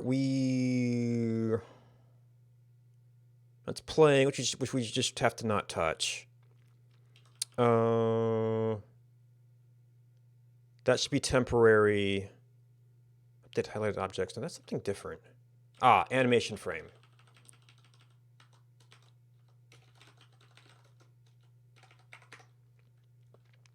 That's the thing that becomes a problem.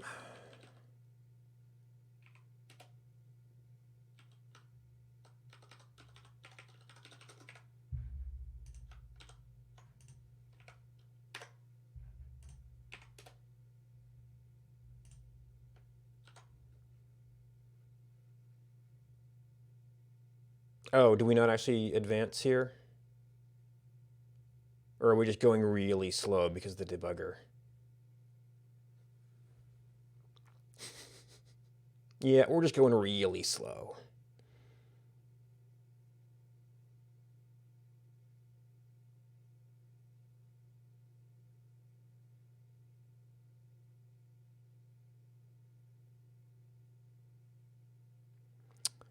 And in theory, we already have some degree of... Yeah, that's just the initial selection. We should be trying to update that later.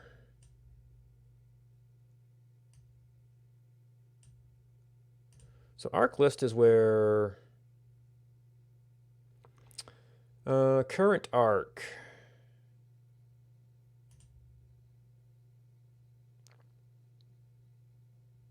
As a start, it does have an end, and this is a little bit different, which means we probably made an adjustment to it. It was current arc and course arc. So the initial values look good. So this might actually be, I might have been kind of looking at the wrong thing here. And then we're looking for servers. Server list, we're on 17. ID equals 17. So that's the list, that's the dict. I think we're using servers. Nope. Yeah, you're some of the other things. ID equals 17. Arcs, there's a bunch of them, but, well, they got data time just. And that one's the same, which is kind of our default value. Unfortunately, I don't know which one I'm on right now. Well, I guess I know what timestamp it theoretically is. 159, 7057. I don't know if I can spot that. Yeah, because you can't see them without opening it up.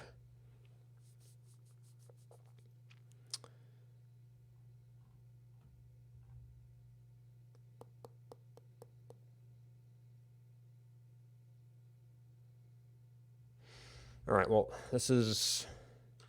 We may have to do some other investigation there, but that is like kind of generally impractical to run.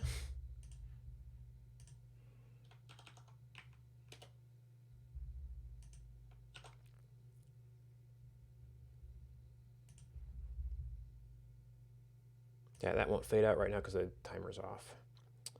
Do we start out? We do not start in a sensible value. And the initial, well, maybe one of our other updates is coming along and messing it up.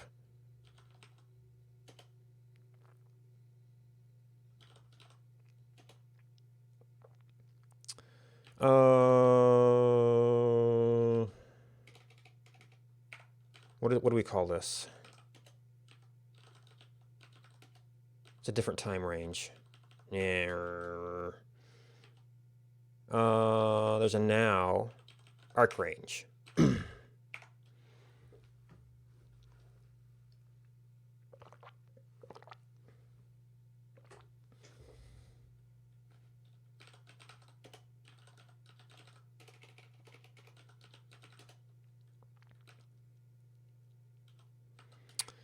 Arc select, so current arcs, which does some of that digging we did before. If it's a data,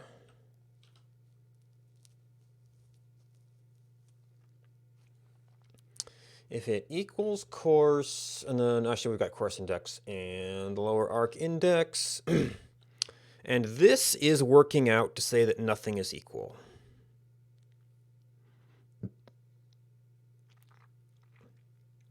As we're doing with default 0. So when we do this, they do not match. And this is where either of them would work. We might have to get super spammy. And I can just... I can get them in line.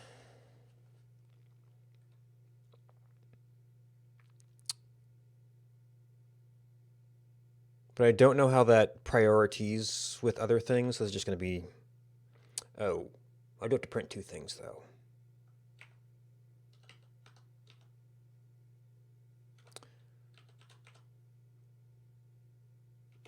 What's just of something, which is then to a maybe of that. So this is the list item under consideration.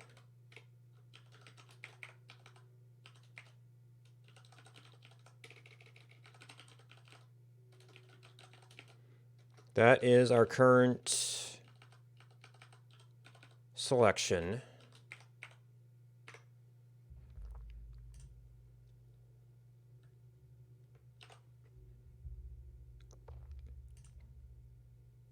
So we have to draw this at least once, right?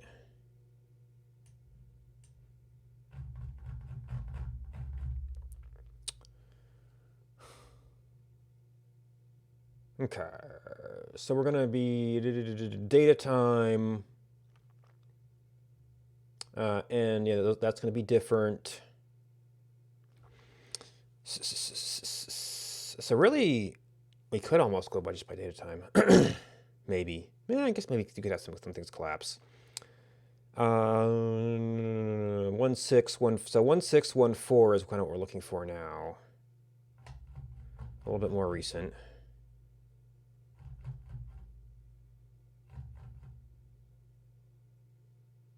That's coarse. Wait.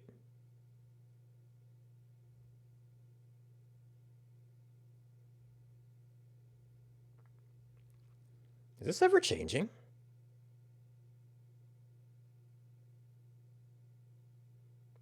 Or did I label them wrong?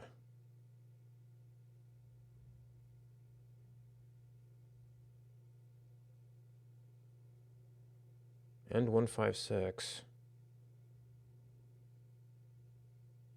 Well, there's different seeds. Oh, is it in reverse order, maybe?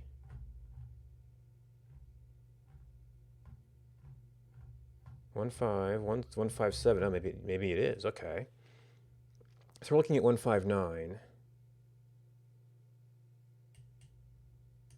that reverse order. 1597. That's list. Of course, 1597, 8300. Oh, yeah, so here's the difference. That has the 81 versus 83. This has 83, 83. So this got saved as what it was. So maybe the update we wrote doesn't work. Or it's being updated later based on some other information.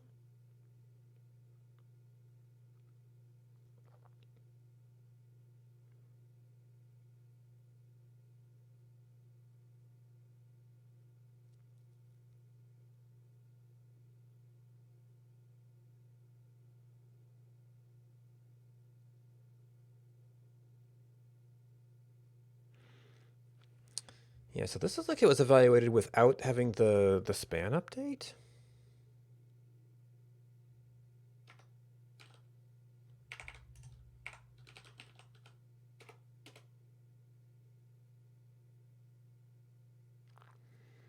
So what are we getting out of this arc list update? We're going to get out of that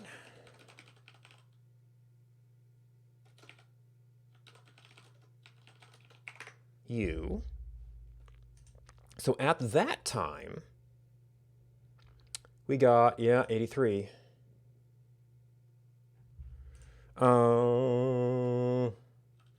We did not print this out, but I guess I need to print this out. No, because this is going to be the pre-update version. I need to know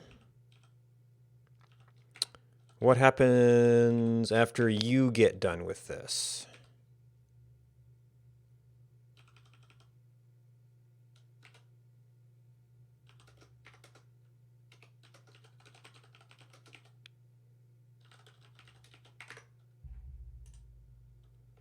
Because I tried to duplicate what this thing is doing, and maybe we got something wrong there.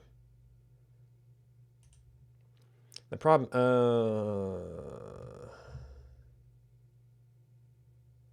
Why is this one so much? Oh, because it's a lot of items.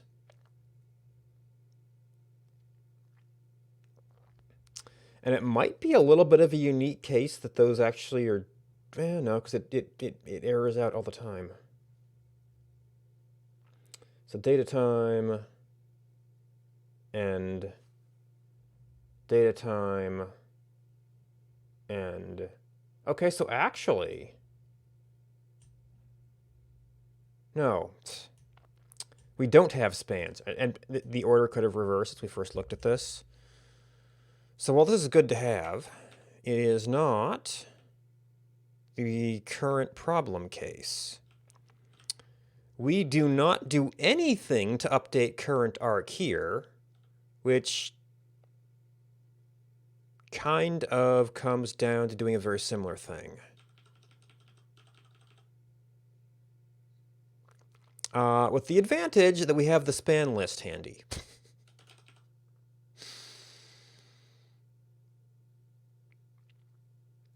And we are transforming our current arc, and well, I guess we have to potentially transform both. So we do span list. Maybe span. No, spans is considered a definite.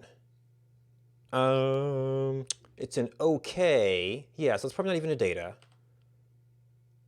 So spans should just be a thing.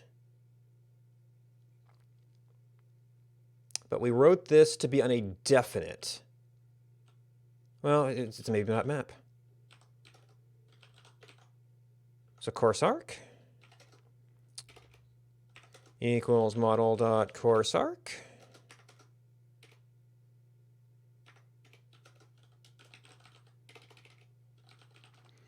Maybe dot map. Assign data time. Current arc.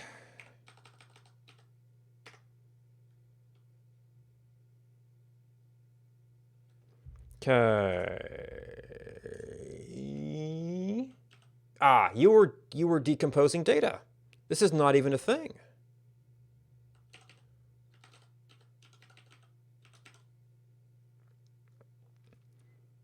So I almost don't need to have this as a wrapped up thing here.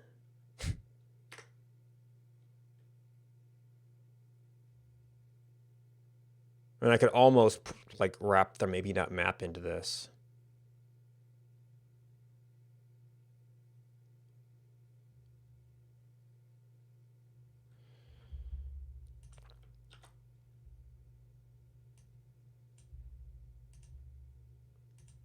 Hey, that's a value.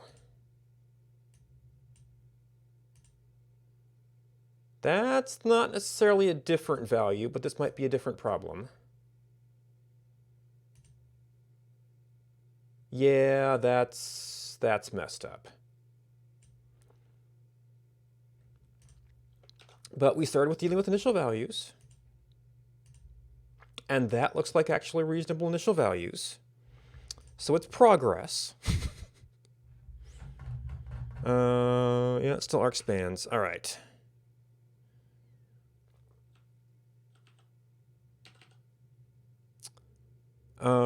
We were looking at arc list. That's the failure case.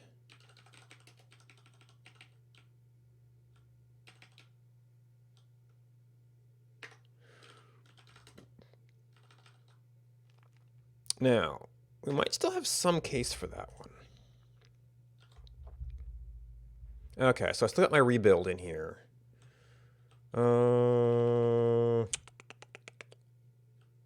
Or is that actually in rebuild? We went to view.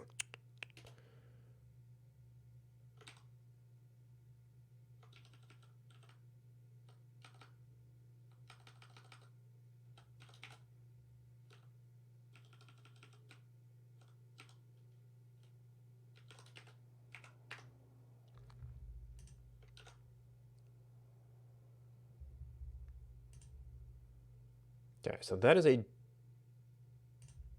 value. I guess I don't have anything printing out the result here, but we selected things.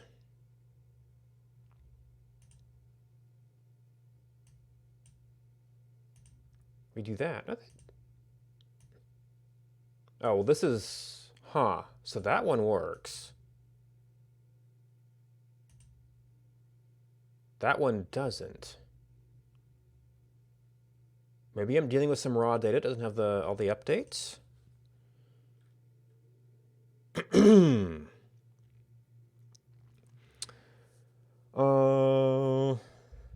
Actually, we've got our list here. I guess we need to be looking at the most recent one.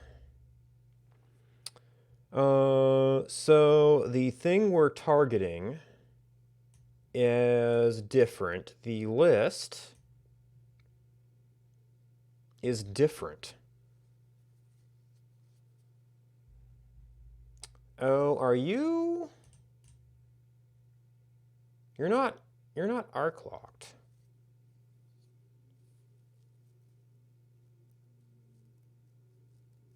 But this should have selected one from the list.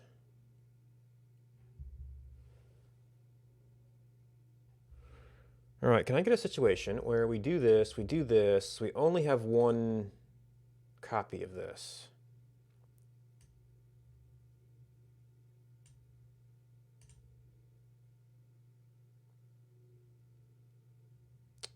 (2020). Actually, this looks right. It's just, maybe it's just this one that's off?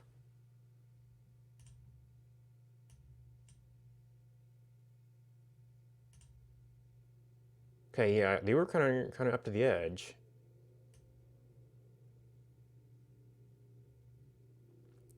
Those are all early. And this is like off the charts.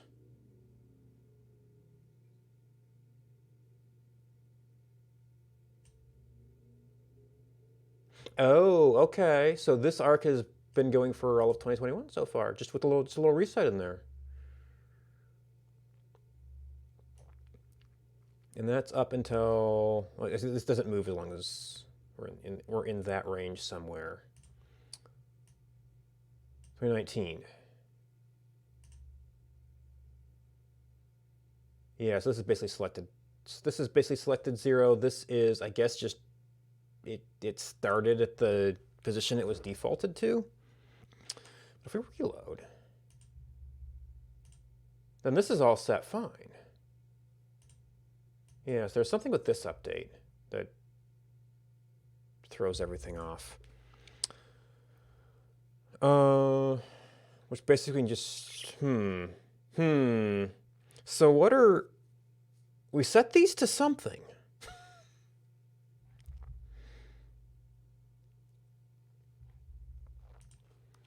We know that our current actual time, like 1576, and we're searching for 158. Well, for a snapshot, maybe. Oh, these might be actually going so back before. These can actually go back before we had arcs at all, is the problem. That might be part of it. So we go back 2019, 07, 29. Actually, it's pretty far back. So you go back here, we kind of expect garbage. We go up here, we don't expect garbage. 0217, 0217. So it,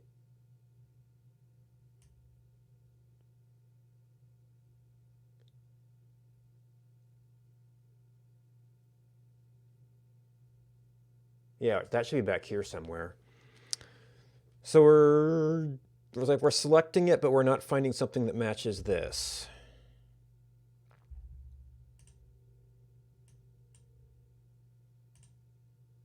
I guess we already kind of selected there. 12, 13? Okay, yeah, that's in the middle of the arc somewhere. That's not where you are.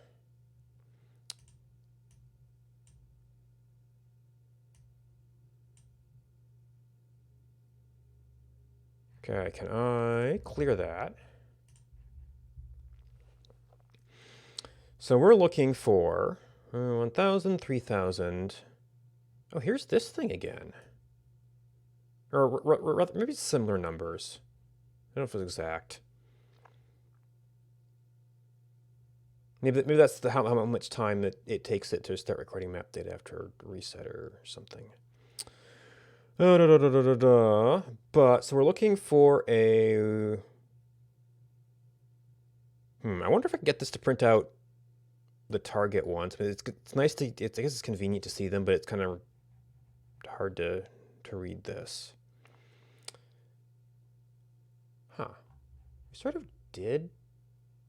Yeah, we selected a point. It's not 0. This simply wasn't updated.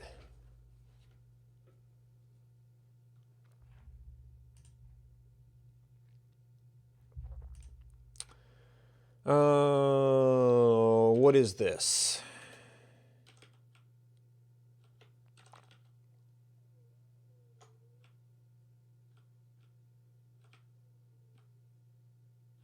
Select arc, select server, select arc course. Give me one of the courses probably. Course start time and start time.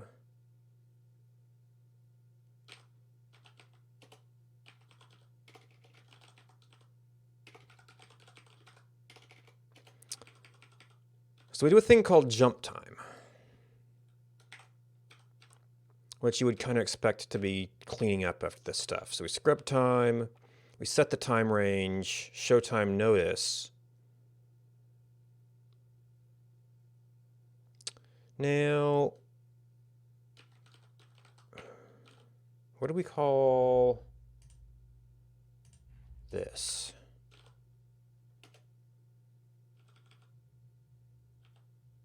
This is probably just hours before.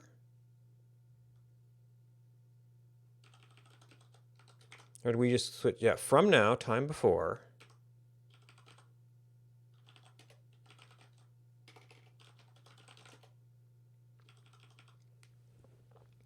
You're doing the same thing. Well, I guess that because that's over a much shorter time range, it's less likely to kind of get someplace obviously bad.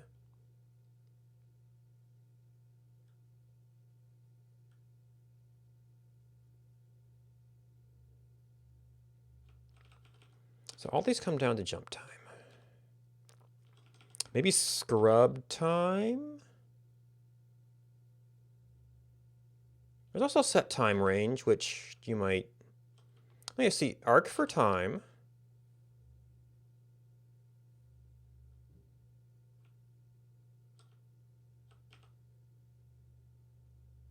Oh.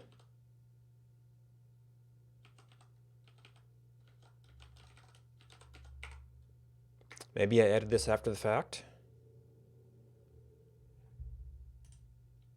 The separation of them.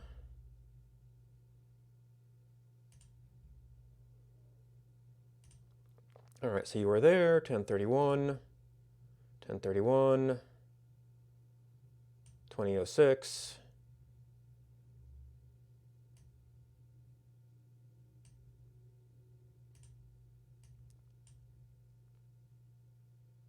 And 0929, 0927. That is actually kind of seeming to hang around in that area.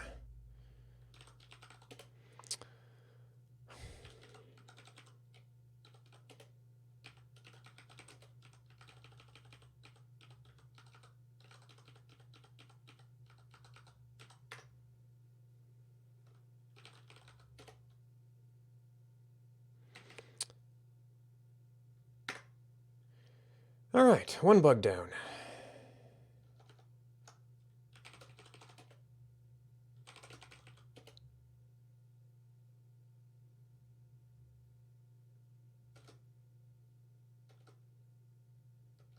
Well, kind of a couple little bugs. Oop. This is why we do diffs.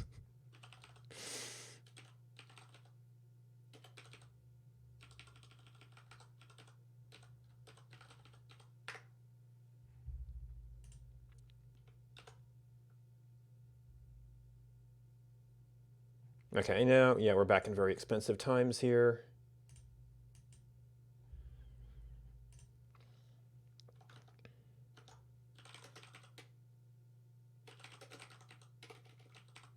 Giftif.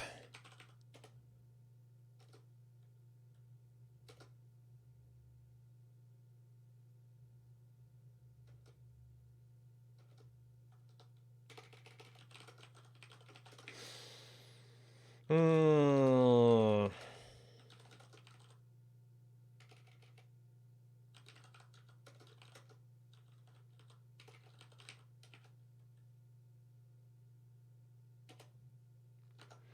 I don't know, because the next one could be something of similar depth.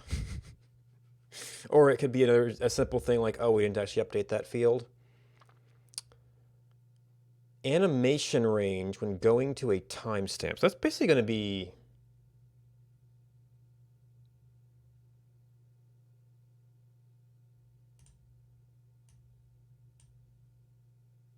25, 26. That's not too bad. That's kind of here, but it might be if you're typing it in.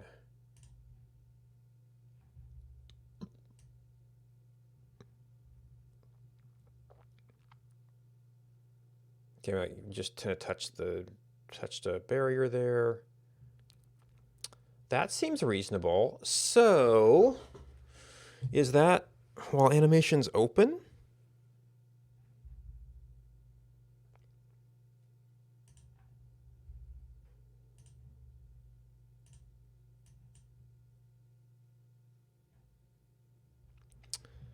Uh, So I know one case this came up was when I was using one particular timestamp for the object testing. So maybe we pick something that we can copy paste.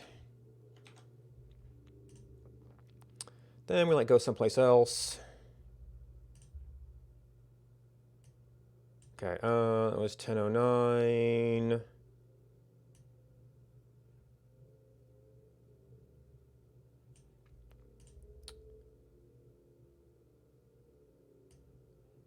So that was a pretty big period. We don't have any map data there.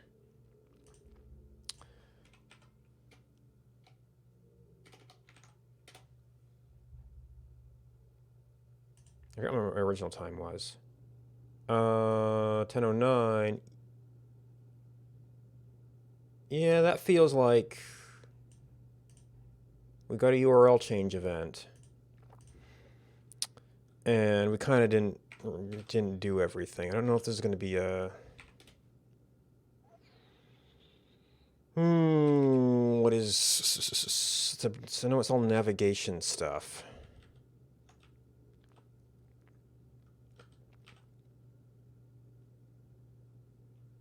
Is that navigate or current URL? I think current URL is like startup. Yeah, on URL request. On URL change. Okay,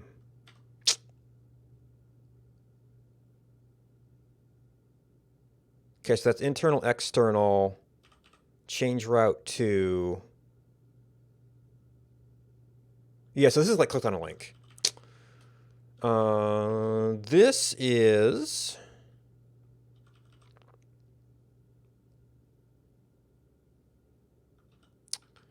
We do a time route.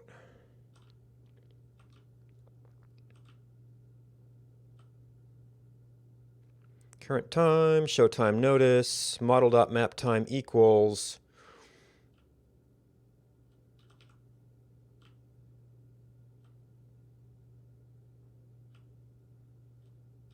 Yeah, we don't do anything with this.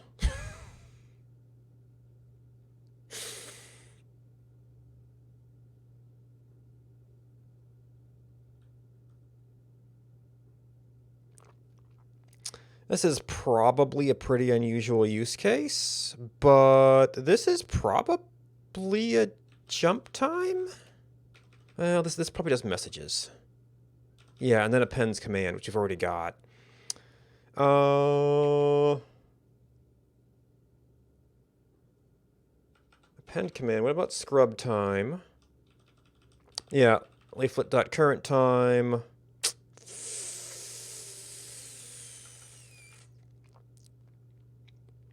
Map model is applying set time range.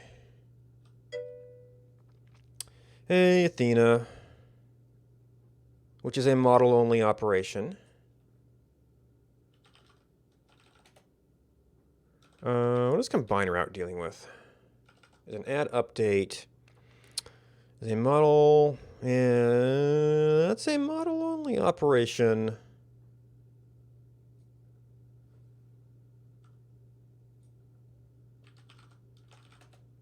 Oh, but it's a model-only model in. These can produce commands.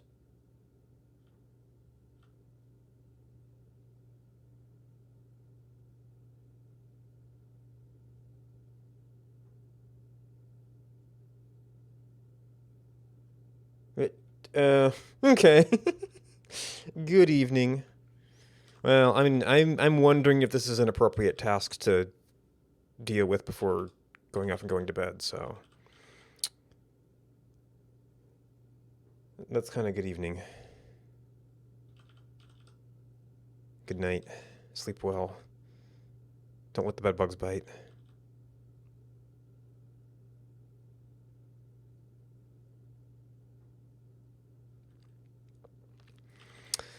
So some of the things, so if like we did model.map time equals, what is course start time, model.start, okay, so jump time is for a time. There's show time notice. The other things might be doing the other stuff we need. So time route. The only thing here is there if just I get a little bit scared about feedback effects with some of these. What if? Well, let's see. What was it? Jump time. We took a model, and we had the time, and our model, and what if we just did that?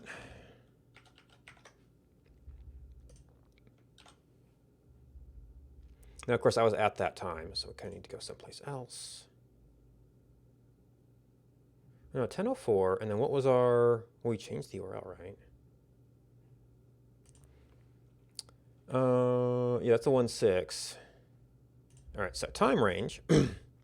Says we're at 10:05, that's about right. We just changed the URL. That updated. Got a time notice, and we're at 9:13. Now, what we didn't do is come back and change any of this stuff. Okay, so now that updated and this did. So I guess jump time is is often used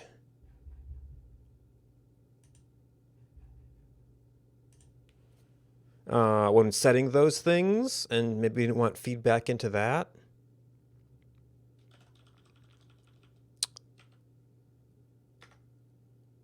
But that does more things in consequence. So I guess the only thing to be concerned then about is like, do we get like weird feedback from updating the URL? This doesn't seem particularly worse.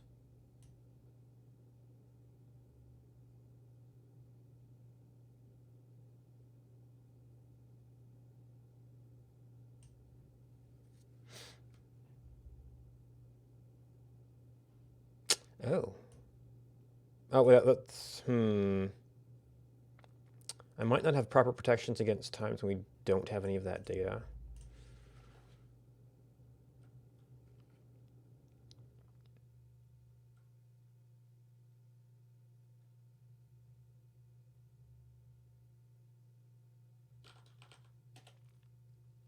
But that's something we just kind of watch.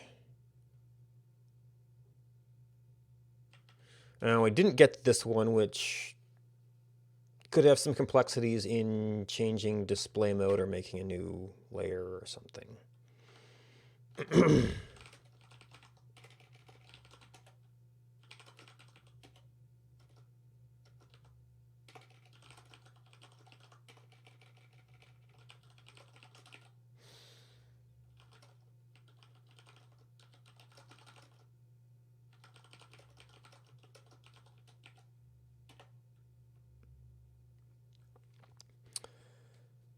All right.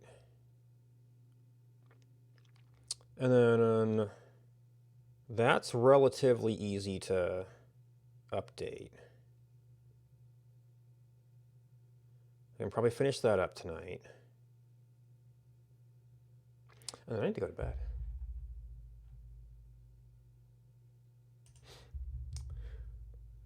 Thanks for watching. Thanks for support from subscribers and everybody who hosted me. And I don't normally go browsing code this time of night. I don't know if I'm gonna have any programming stuff to recommend.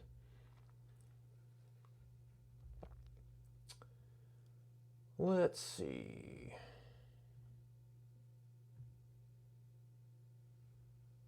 There's some game dev. That's what I'm normally on.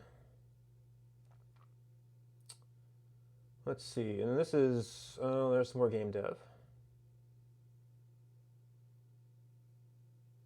That's just that they're doing some of their web stuff.